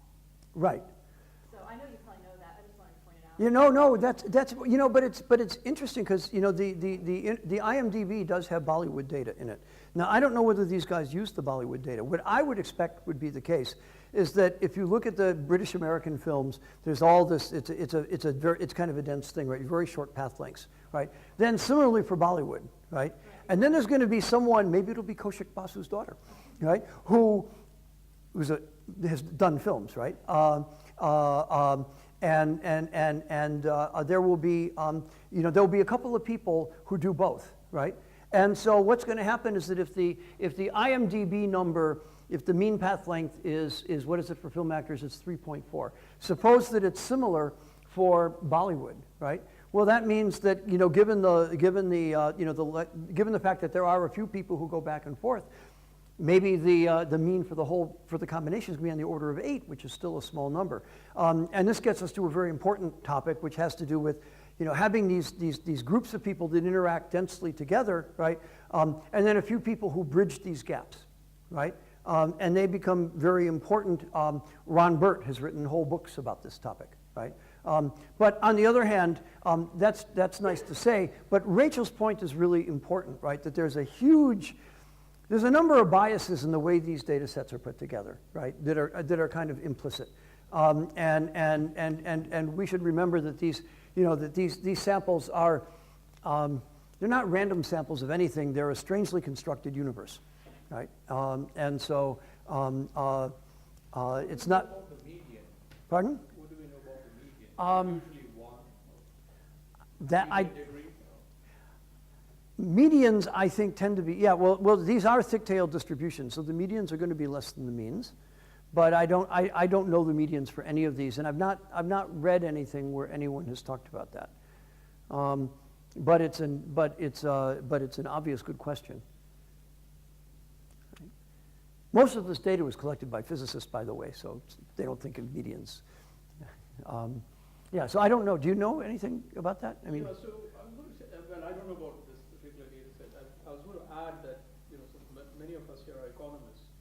I've been doing with many friends and collaborators, a lot of looking into co-authorship of economists. mm-hmm. And one of the things that struck me when I looked at this table was that there's no time dimension to it. Yeah. And so the work we did with Lorenzo, who's in the audience, we actually looked at the time dimension of it. How is the network evolving over time? Mm-hmm. Is technology, et cetera, is it shaping the network somehow? I was going to say that these co-authorship networks, as you can see in maths and physics and biology, they are actually very different. Mm-hmm. There's similar trends, but they are rather different at any point in time. Right, and are there evolutions different in time as well? So this is actually hasn't been studied as far as I hasn't been studied. Although there is a very large study by Brian Uzi, actually on scientific collaboration, published, which I think he downloaded the entire world of Web of Science, and he's done a lot of data work on that, which is interesting. Right, right. This actually speaks to a point that we talked about a bit yesterday, which is understanding that what exactly is the social network that we're measuring, right? These are obviously not static relationships, right? And some of these things, like the telephone call graph, right? What's the window, right? Interestingly, there was a guy. Do you know Nathan Eagle? You might know Nathan. So Nathan Eagle is a guy who's now in Boston, and he had this data set that he got from a British telecom company, right? And it was 1 month of cellular data where the identifying information was stripped off. It's exactly the kind of data that the NSA has, right? All the meta information, right? That except NSA, of course, doesn't bother to strip anything, right? So what was challenging about this data set, right? So he was going around the country and giving talks where basically, here's the talk, here's some pretty pictures from the data set, here are some things that look kind of anomalous for telephone calls. I have no idea what's going on. Conclusion, what can I do with this data set, right? And the answer, I heard him actually give this several times, and the answer was, well, really not all that much, because without any information about the nodes, right, what is there to say, right? I mean, this is a data of mobile phone calls, a data set of mobile phone calls, but there were some numbers that made thousands of calls in a month, right? What could those things be, right? And on mobile phones, right? Not, some kind of automatic dialing machine somewhere. So one really needs to be careful about how one interprets this kind of data, and one really needs to know that there's a richer story behind it. And co-authorship is a great example of this. You'd love to, do you have some great way of measuring decay? Well, these links drop off. Yeah, that's right. So you'd like to find a way of statistically quantifying that, right? And looking, you have some co-authorships, right? Like, say, mine with David that has lasted, 30 years? 20-some. Right, and then you have other relationships that are much more transitory. And I'd love to know something about the durability of co-authorship relationships. Yeah, so the data is there, Mm-hmm. and some people may be interested in working with that. So Yes. Can I just say something that I saw this really cool talk by Tim Moody, the ad help guy. And there the object was to see the stability of the shape of the network, not necessarily the stability of the links between nodes. So Mhm. it was a really cool study of these high schools in ad help. And what he showed is essentially the high school networks. The links would go away, links would emerge, right? But the networks themselves and the types of linkages, the pattern of the linkages was constant. So the different people occupied different positions. Mm-hmm. So the argument that he would be making, and he didn't have statistics to back this up, but the argument was that somehow high school social structures have this shape. This is sort of a common thing for high schools, these U.S. high schools to have. And the individuals kind of occupy different positions within this structure. They would move around in that structure. Right. Well, there's So I just want to say, I thought that was a kind of really cool way of understanding. It's not any of these measures per se, any one measure, or evolution of a network. It's Right. just that it sort of churns Right. the structure. Right. There's a stationarity Yes. at a high level of description that we don't really know how to measure. And it's interesting that you bring that up, because there's a lot of pop social science surrounding, American high schools and the social structure. I remember reading a bunch of books on girls in high school when my daughter approached high school age, and I wanted to forecast what was coming. Impossible, right? So, and people talk about, that there are these social groups which some people who study education have given names to, and the claim is that these groups actually persist, that you find them in different high schools and they persist over time, and they play the same kind of social role. And now the question is, well, this is fascinating, but what would it take to satisfy economists as opposed to other disciplines about the existence and stability of this kind of stuff, right? And in particular, we might care about this because, we might for policy reasons, want to change the composition of these groups or damp some of these groups out or encourage other groups, right? So how do we get our hands on that, right? And measurement is actually a big issue here, right? We tend to measure what it's easy to measure, right? But not necessarily what's relevant, so. There's some really great new work by a woman at Princeton who's measuring social networks in high schools across New Jersey and bullying. Bullying is a big deal in the United States, and there's a new law in New Jersey actually about bullying. Mm-hmm. So there's a lot of work about intervention in social and using social networks for intervention and understanding how they work. So anyway, it's a really, I think, new and exciting area. Right. There was a, you know, there's a bit of a fad around using social networks to manipulate behaviors. So you remember that some years ago there was a campaign about drinking, right, in colleges. And the idea of this was a social network idea. The claim was that when you went out and did surveys, everybody thought that their friends drank more than they actually did, okay? And therefore, this encouraged them to do the same. So basically, there was an attempt to use, you know, to use networks to kind of, count how often your friends drink. I don't remember how the campaign actually worked, and it turned out not to be terribly effective. But you know, this idea that we can manipulate network structure in some way. Also for smoking, I remember there have been some interventions to go around this way. I mean, it's an interesting idea, and to say that that these things haven't worked so far doesn't mean that they're dumb ideas. It may mean that we just haven't hit on the right keys, and in fact, that we don't yet understand enough about how these networks work and how they're tied to behaviors. So. We're going to get on with that. I'm a very slow mover, by the way, in a classroom, as you can tell. Yeah. I'm not going to talk about this anymore because I said everything about this random graph, and basically the thing you need to know is that this is not social networks, but this is kind of the model that people refer to when they want to think about properties. And there are things about these Bernoulli random graphs that generalize.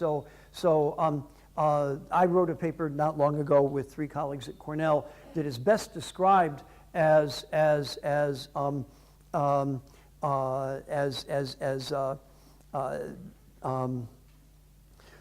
kind of networks, how do networks mediate the risk of getting AIDS? It actually started out being about financial contagion, and by the time we reduced the model down to something that we could actually study, it wasn't about finance anymore, it was about AIDS.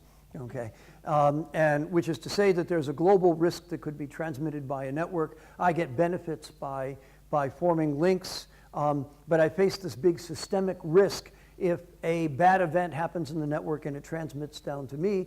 And without going into any details, we built a model about what would, of the kind that you talked about today, what kinds of, if you wanted to build a stable network with the payoff function that I've hinted at, okay, what would stable networks look like, and how do they compare to networks that minimize the risk of transmission, or actually that maximize Pareto optimal networks, networks that actually maximize total surplus. And what we discovered was that the right way to think about this was by thinking intuitively about Bernoulli random graphs. And if you imagine, if you have a giant component in your network, okay, and someone in the component gets hit, then everyone in the component is going to get hit, and you've wiped out a lot of people, right? If your network is broken up into lots of islands, and one island gets hit, well, only the people in that island are going to go away, so the risk is small. But on the other hand, in order to have small islands, you need to have few connections. And if there is utility that increases linearly in the number of connections, there's obviously a trade-off here. And what we discovered, in fact, was that the socially optimal networks were a little bit number one, that this is the right picture, right, of having the emergence of this giant connected component, right, for the kinds of graphs that emerged in our study. Even though we did not start out to study Bernoulli random graphs, that was the right intuition. And number two, it actually turned out that the optimal networks exposed themselves to some degree to systemic risk. All right? So the lesson for banking, if this were a paper about banking, is that you should be willing to tolerate some exposure to systemic risk. The other lesson of the paper was that stable networks overexposure to that risk. Okay, none of which is very surprising, I think. right? And if we were going to have some other kind of model and I said those things, you'd say, well, sure, isn't that what economics always says, right? There's an externality, so you do too much, right? But the optimal amount of anything is never zero in any economic model, so why should it be here, right? But to say that with networks was hard. But it doesn't look different than what you could get out of other ways. Now, I want to talk a little bit about transitivity. I mentioned already this idea of transitivity, that if two people are friends, if two people have a friend in common, then they themselves are likely to have friends. And we might talk about why is that true? And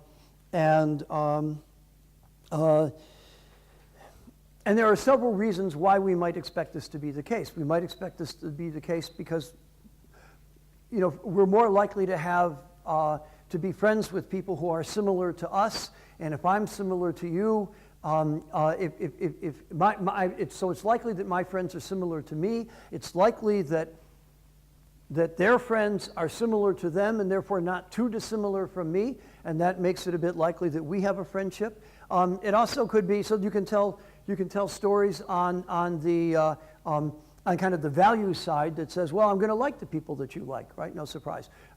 Another story we can tell is on the constraint side, is that who is it that we meet, right? We meet socially, the people that our friends know. We interact in business with people that our other business partners have interacted with, right? I mean, there is some cold calling, but not, but oftentimes trust relationship emerge because of referrals, for instance, right? So there's a constraint story for why you might expect to see this kind of relationship, this kind of transitivity in social networks. And this is something that is in need of models, but models, again, will be tightly fitted to the environment in which you're asking the question, right? So transitivity in banking networks and transitivity in sexual networks are very different things. We should remember that. But nonetheless, there may be some emergent properties that the networks have in common, okay? Now, here is a picture that is related to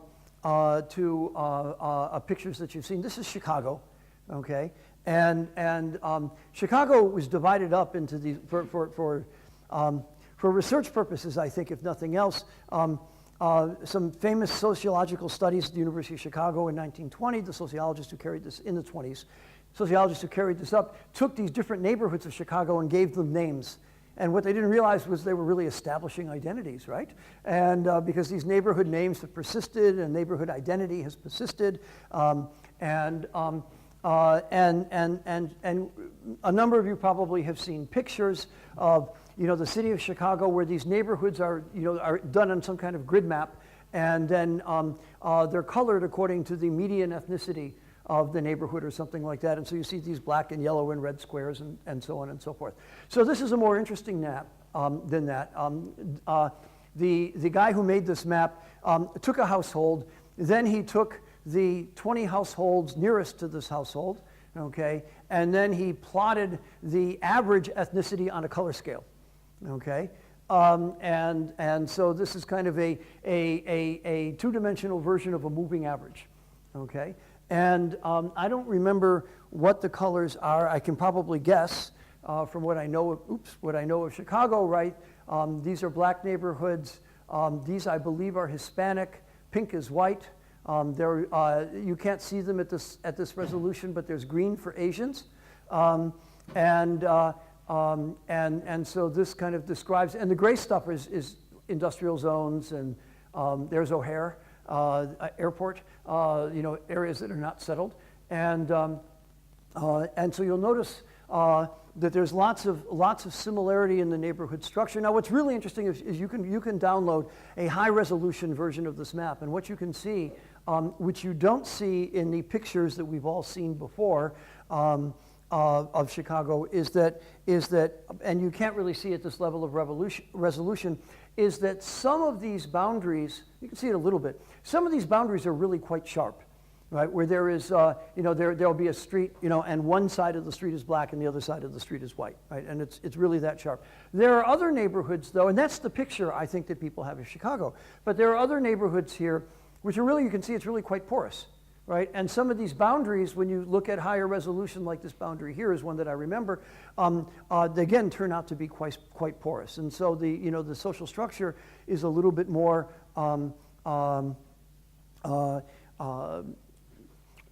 it's a little bit more integrated than you would think, right, for residential stuff. Now, there's another map that I don't have in the slide pack, which does the same thing for incomes in Chicago, right? And when you do the incomes, it turns out that it's a much more level kind of picture. In that you might say, if we thought about this in terms of levels, there's be a lot of bumpiness, right? You have a lot of these. Here's one area, here's another area, so on and so forth. It turns out that wealth by residence is much more diffuse in Chicago than is ethnicity, right? And I think that's pretty interesting, and that suggests a bunch of research topics that I'll leave you to speculate on. But what this graph exhibits, and the reason I brought it up, is it exhibits this property that like tends to locate near like in social space, and this is called homophily. And I already mentioned that there are the sources of homophily, which is the same as the source. Transitivity is a way of explaining. It's a way in which homophily represents itself, right? That if like tends to like, then you're going to see a lot of transitivity. Okay? Yes. I was wondering if there's a word for the opposite.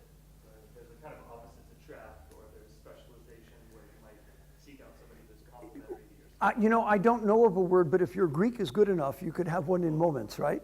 What is the antonym of homo? Pardon? Heterophily. Thank you. See, I only know the letters, right? I'm good with alpha and beta, but to actually have them spell something, I'm at a loss. Right? Heterophily. It's actually a Wikipedia site. Heterophily.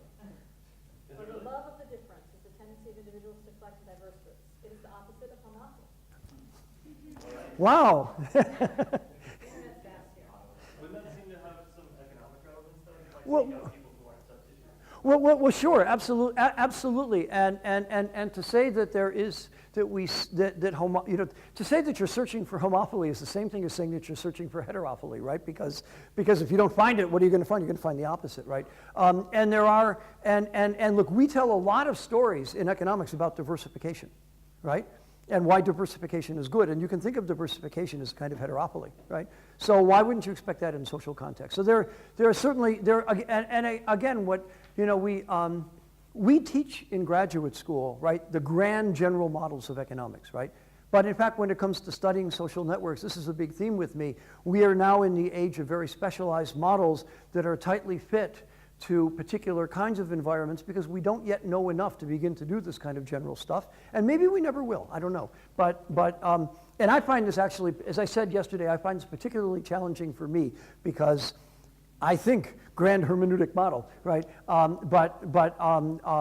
We do need to actually build up a stock of intuitions and stuff. Yes? So I just want to mention, Avinash Dixit has a nice set of papers on trade in networks. And basically he does his network as a circle. But the point is that people want to trade with somebody distant from them in social space because they can get different kinds of goods for that person, yet the trust relationships will be weaker, right? So that's, seeking difference for gains from trade is just like really common, like specializations you were describing in economics. And then the trade-off, though, is that somebody who's further from you in social space, you're less likely to trust. Right. So look at Dixit's work, and he has a nice book on all of this. Right, and then for the counterside story to that, is it Feenstra who did the work on Chinese trading families or not? It was someone who did, who was at that conference that we were at Russell Sage many years ago. And also there's been a lot of work on medieval banking, right? So how did you establish the trust relationship over long distances, right? Especially in the Middle Ages where it was really hard to reach out, right? And do that. Well, what you did was you married, had lots of kids, and sent your family out, right? Which itself had its own costs, right? So this is a very interesting story. Now you got going on this. There's lots of examples. There's the marriage, Foster Rosenzweig's paper on marriage. Yes. Diversification of risk. Right? So you send your daughters off to marry in different families that also have a different risk profile. Right? So yes, there's lots of this to look at. Great question.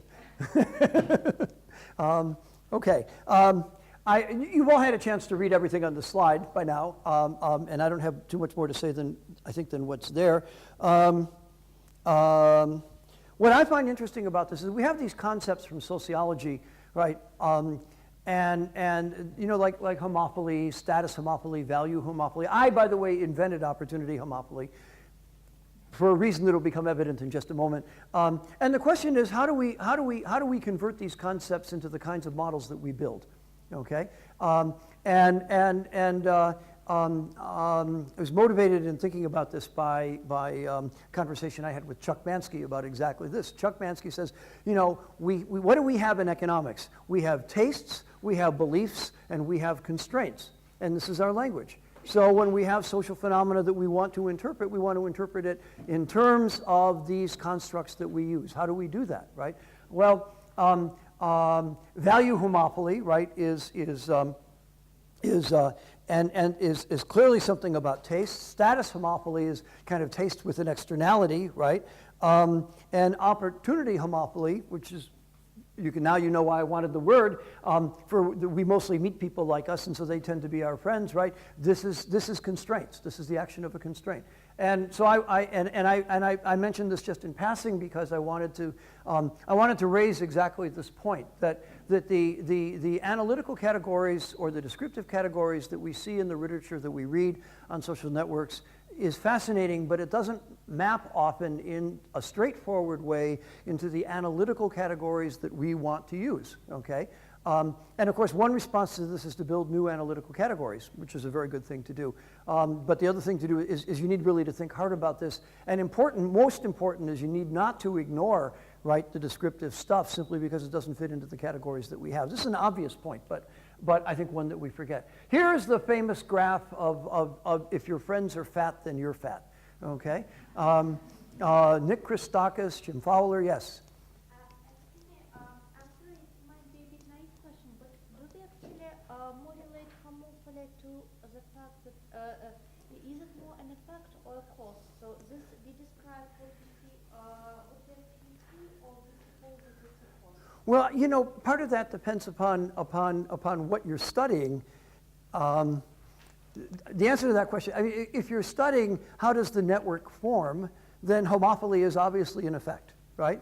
On the other hand, if you are studying, if you have a network in place that you think is a durable network in the sense that I mentioned yesterday, relative to the phenomena that you're studying, then homophily is a cause.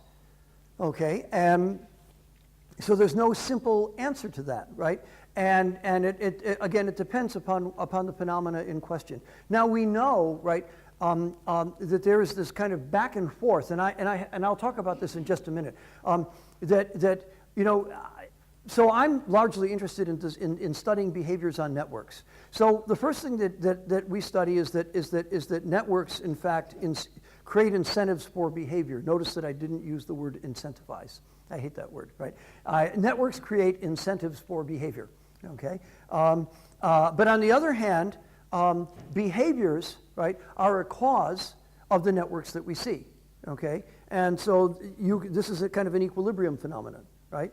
And so therefore, you might want to say that homophily and behaviors are co-caused, right? Or you know, and in fact, exactly what we do. Think just this goes back to very basic, you know, supply and demand, linear model, simultaneous equation systems, right? Everything causes each other, and what we want to do is we want to untangle the forcing coefficients on each side, right? So I think to ask the question, is it a cause or is it an effect? Well, the real answer is twofold: A, both, and B, it depends. Okay. Actually, what I meant as the more usage to actually describe the pattern we see, or we suppose that it's some sort of social force in its own right. I mean, is homophily a social force in its own right? Well, I mean, what you say that you like to be friends with people like you. So in a way, this kind of suppose. Well, right. So sociologists certainly say, you can find a long stream of literature in which sociologists say that the idea that like attracts like is a social force, right? And that, you know, that is certainly, I don't want to say it's likely true in some sense, but the question is, is how relevant is it? Because I can, as Rachel just mentioned, we can think about situations where very explicitly you don't have that force. You have exactly the opposite going on, right? So again, I think it's a mistake to talk about large social forces the way that we want to talk about, often mistakenly, I think, the law of supply and demand. Right? I am averse to statements about general social laws, okay, as a principle, okay? Maybe I should turn in my credentials, but in this area. So what do I want to say about this graph? All right, so what we see in this, this graph is a densely coded graph, and it's and you probably can't see a lot of the resolution. Purple lines indicate a genetic link. Size is proportional to the body mass index. Yellow people are obese. Red-rimmed people are female in this picture, but it's really hard to see that. And the whole point is, and there's a lot of clustering of the yellows. That is what Christakis and Fowler wrote their papers about. Now, we might want to ask, now they claim, right, essentially a link in a particular direction, a causal direction. Their claim is that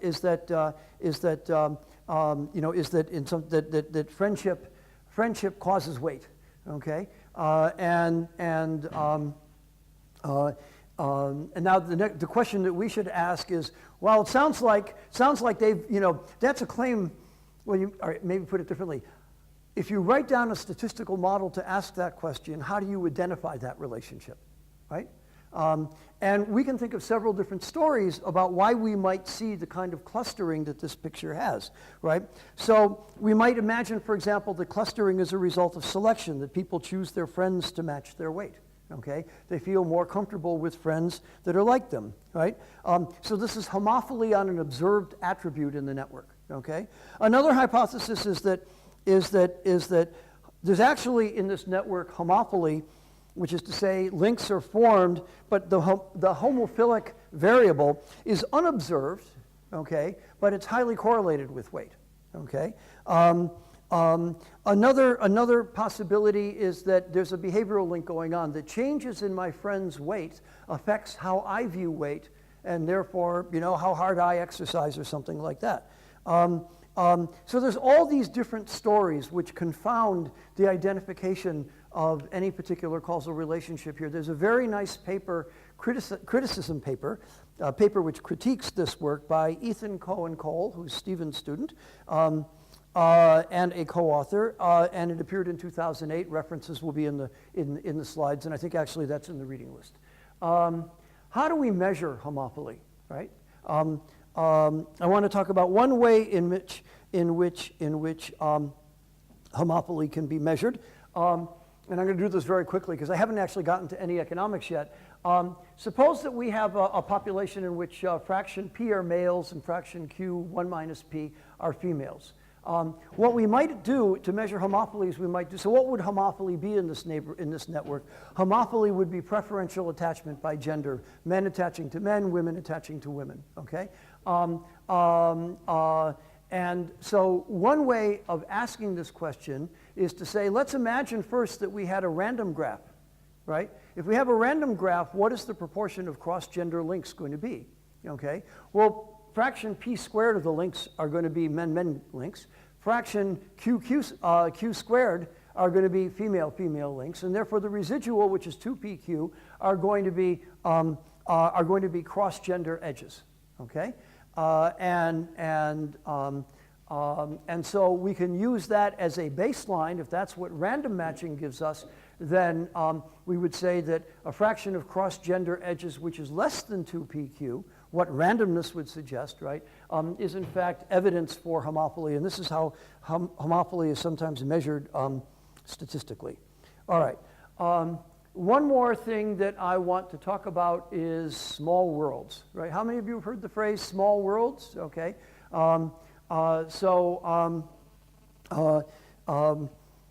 Small worlds has to do with this 6th degree of separation story. I mentioned the Milgram experiment earlier. The Milgram experiment is actually one of the shoddiest pieces of social research ever published. It's borderline fraudulent. Much has been written about this.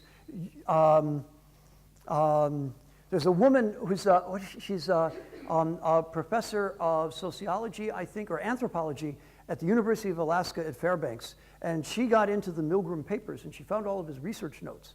And what he did was horrible, right? So he did many, many trials of this experiment, right? And the modal outcome was that no letters ever got to the other place, okay?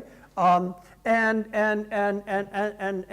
so it turns out that, you know, that when with the run that he talked about in the article in Psychology Today, the people who started were very similar in social status to the person at the other end, okay?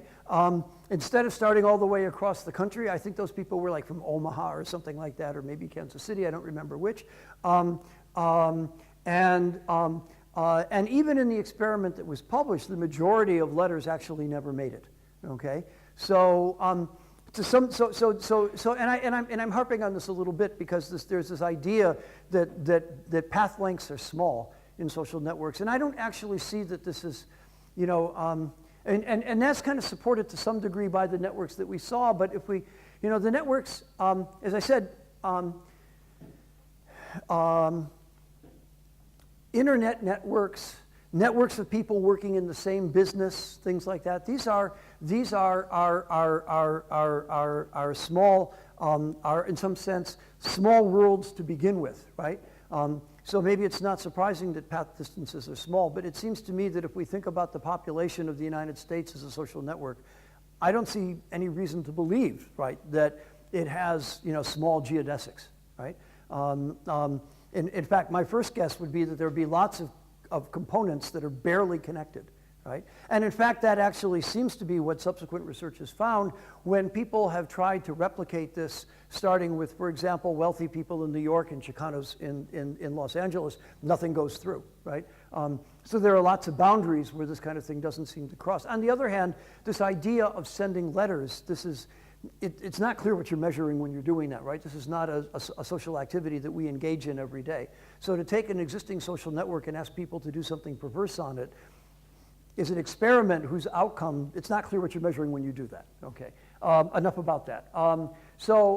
Nonetheless, since we do see, especially in some of the electronic networks that we look at, we see lots of small path lengths, small mean geodesic lengths. We wonder how this could emerge.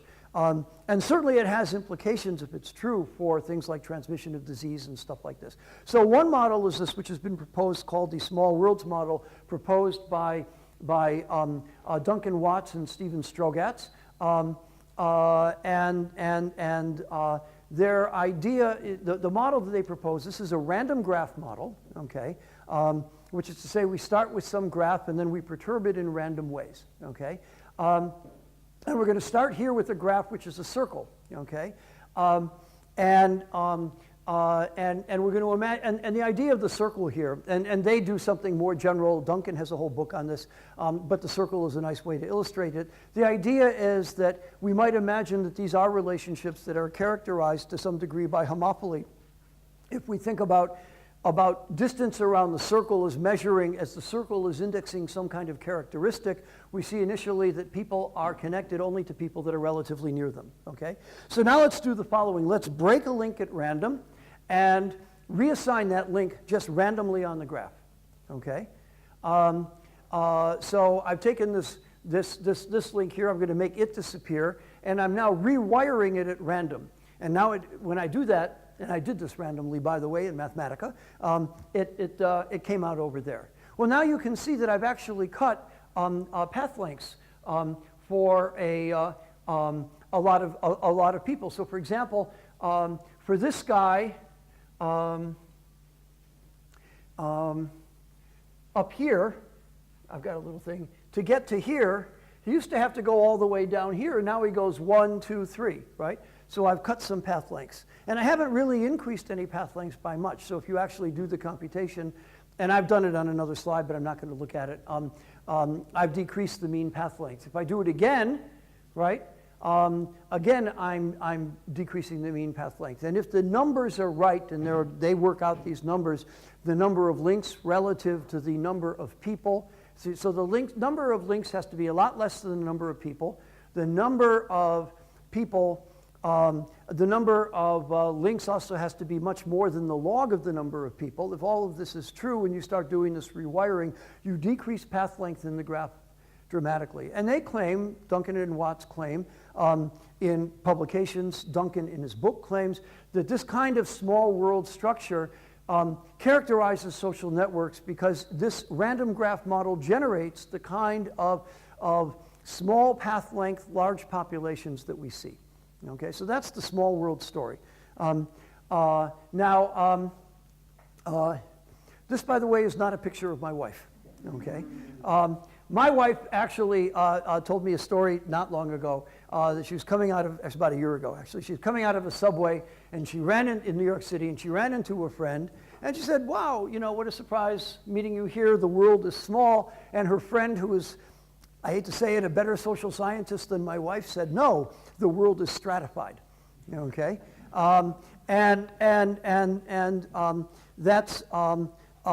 this certainly explains, right, the outcome of the Milgram experiment. This woman here is a very famous woman in Chicago, or well-known in Chicago. This is a woman whose name is Lois Weisberg.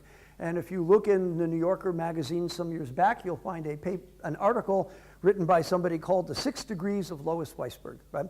This article is actually a story about how another way in which social networks can have very small path lengths.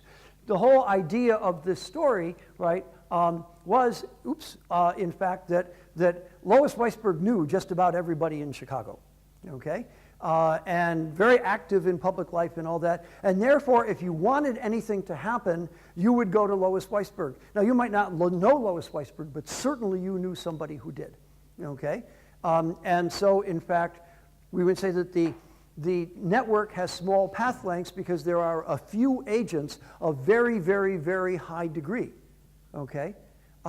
And by the way, I'll tell you that my wife lived in Chicago in the 1980s, and indeed she did know Lois Weisberg, right? So it's true. And there's a number of graph models, you know, the random graph models that are used to describe various kinds of social networks. Since you mentioned co-authorship graphs earlier, let me mention preferential attachment models. There is a random graph story that says that people who, if I think about sequentially adding nodes to a graph and then wiring them up, okay, one version of this model is that the probability that I link with any one person is proportional to their degree, right? And what is this going to suggest? That the higher the degree that you have, the more degrees that you're going to get in the future, right? And so this leads to thick tails in the distribution, in the degree distribution. And it is alleged that this model actually was originally conceived as somebody who was writing about co-authorship data and claimed that it fit the data that he had very well. Do you remember the story? I don't. Do you want to say? Yes. Yeah, he's actually a student here at my college. Uh-huh. Yeah, it's very odd actually. He turned up. I was talking about this and someone said, yes, I knew him. He was a student. I was very surprised. So this is actually something that is a little depressing, and I guess many of you are aware of this. So Price started looking at citation data, and he found something that now is very well known, that most work is never cited, not even by the authors themselves. And a few, very small set of the work takes, you know, the vast bulk of the citations. So he asked, why is it, how do you explain this? And he came up with this model, which is really a version of the Simon model.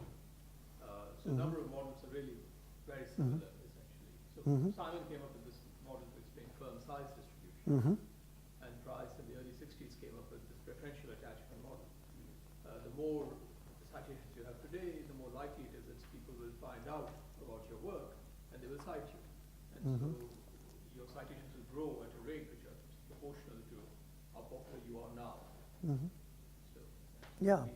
And whatever happened to Price? Did he, do you know? He's a sociologist of science, historian of science. Yes. And he was at Yale for some time. And I don't know what he may probably now. He must be retired, right? He might have died because he probably did this work in the 60s. Well, But when these models are around, and when the physicists started writing models, they of course did not mention any of these people. Interestingly. Not surprisingly, however. Interestingly, yes. Surprising, no. But later. Yes, yes. Okay, so I mentioned this story just to say that there are many, many different ways in which we can imagine building graphs, right, that lead to the kind of characteristics that we see in social networks, right? So that's actually one big message of what I have to say. Another message actually is best illustrated by the comment that Rachel made, right, when we were talking about these high school networks, that there's lots of things that we would like to know about graphs that we don't know how to measure, okay? And there are real measurement challenges. And again, that's a source for good topics of research. I am going to move very quickly through the next topic that I wanted to talk about. I wanted to talk a bit about labor markets, and in particular, I wanted to talk about a model which has been a favorite of mine. Now, if I go back to this previous slide here, you'll notice I have the phrase weak ties. Now, this actually came up, I think, in the first lecture, wasn't it? In talking about Mark Granovetter's work, and the idea that social ties in networks are differentiated. In that we have some bonds like family bonds or close friendships or things like this that are very strong ties, and then we have other people, acquaintances, stuff like this. These ties are much weaker, and they function differently in social and economic life. And the person who called this to our attention and did this in the context of labor markets was Mark Granovetter, who Sanjeev talked about in the first lecture, who spoke about, in particular, about getting a job, okay? And this is a table. I actually wanted to talk about this paper of Jim Montgomery's that actually builds an economic model, an equilibrium model, that makes use of this strong tie, weak tie distinction in order to generate some hypotheses about what the wage distribution should look like. It's a very stylized model. You know, it's kind of exactly the kind of model when we think about that disparaging phrase applied theory, right? Which means that that on the one hand it is a theoretical model, but what does it mean to be applied theory? It means that the theoretical model is too stripped down and too simplistic to be considered something that you can really put into the theoretical canon and say that this establishes something. But on the other hand, it's insufficiently detailed to imagine taking to data in any conceivable way. Okay? So what it means is that it's really suggestive of an economic argument. I actually don't think that that's such a bad thing. After all, if you think about the two-sector model, right? How many of you have ever studied the two-sector model? Right? Well, you know, this is actually the most important model in economics as far as I can tell, and it is exactly applied theory. Okay? So, I'm in the middle of rereading Thomas Piketty's book, right? And you can't read this book without a knowledge of the two-sector model. So how many of you have read it, by the way? Right? Yeah. Yeah, you know, so have you gotten through the part with the slurs yet?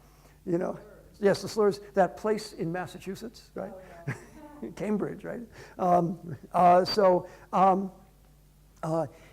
In any event, here is some data. So I love this model, and it's in the slides, and I would like you to look at it. I would like you to read the paper. I don't have the time to talk about it because there's some other stuff I want to get to. But here is some data which comes from a number of different studies that was assembled by Jim Montgomery. Jim Montgomery, by the way, is a very interesting guy. He has a PhD in economics, had an appointment at Northwestern in economics, moved to the University of Wisconsin, and chose consciously to lower his salary and become a sociologist. Okay, and he now has an appointment in the sociology department at the University of Wisconsin and a courtesy appointment in economics, right? We do things for love as well as money, okay? So these are all these different famous studies. Rees and Schultz in particular is well known. Here's the Granovetter work that Mark was his thesis and was reported on in the '74 book. This is something that Merrick Corcoran did with the PSID. All these studies say the same thing. We're looking at different job categories, or in the bottom cases, different kinds of people, and we ask, how did they find their find their jobs. And what we learn here, right, is that in all of these different things is that a majority of jobs seem to come from referrals from friends and relatives, right? In other words, the referrals are very important for job markets, right? And since referrals come from social networks, if you're worried about unemployment, right, and you're worried about matching workers and firms and getting workers to firms and firms to workers, then you might want to think about the underlying social network, okay? Here is Mark Granovitter's description of what a weak tie is, right? There was a famous Supreme Court case in the United States many years ago, and in the decision of this case, a Supreme Court justice said something to the effect, and if I was a better teacher, I'd have the quote, that said that I can't define pornography, but I know it when I see it, okay? That's what Granovetter is saying here is a weak tie, right? Right, isn't that, right? Most of us can agree. Anyone, well, who's most, right? Okay.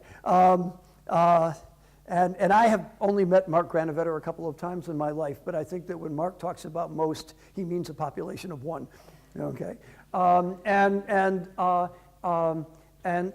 so, you know, what is a weak tie? It's a little hard to know, but you can get but it's exactly like pornography. You can kind of get at the idea. If I talk about some guy who I was in graduate school with 20 years ago, you're going to say, or 30 years ago, you're going to say weak tie.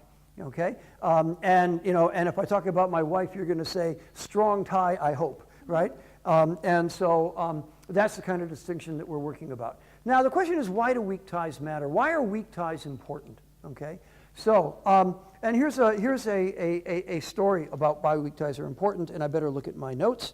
I have all this detail about that we will skip.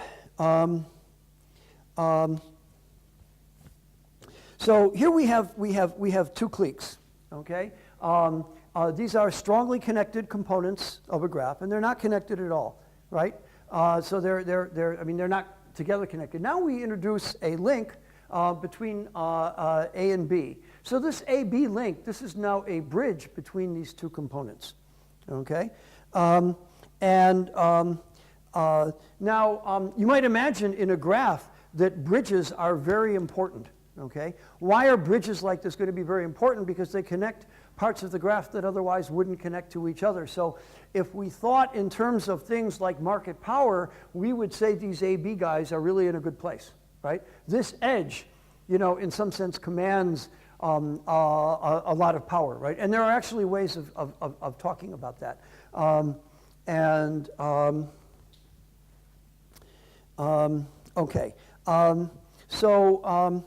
However, you know, bridges in a network are going to be rather scarce, right? In that how often do we actually imagine a whole mass of people over here, a whole mass of people over there, and then one little link between them, right?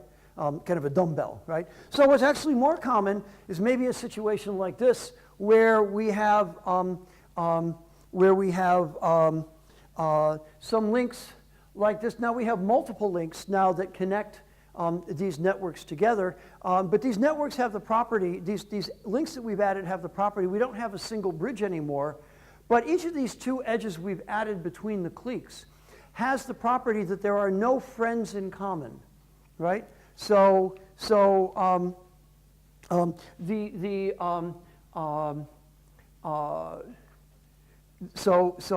this person here, right, which I didn't label, does not share a friend in the other link, in the other component in common with A. And A here does not share a friend in common in the other component with this person.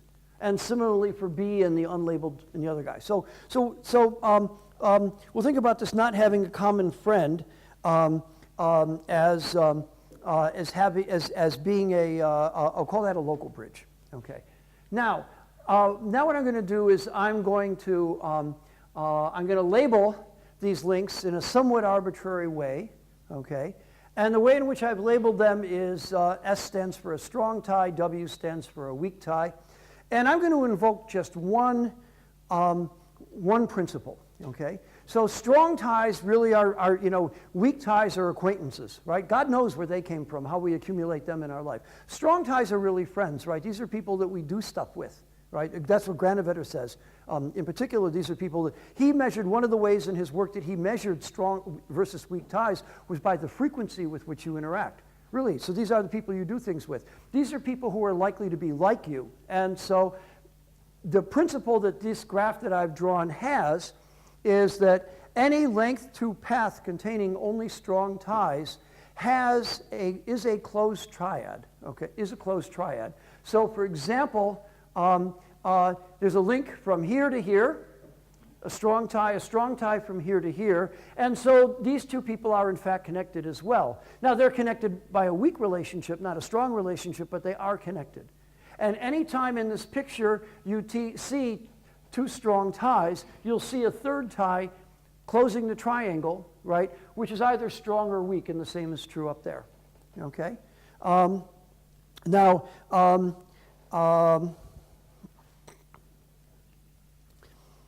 Okay, so what do I want to say about this? Pardon? Okay, so this triadic closure property that I've defined here implies that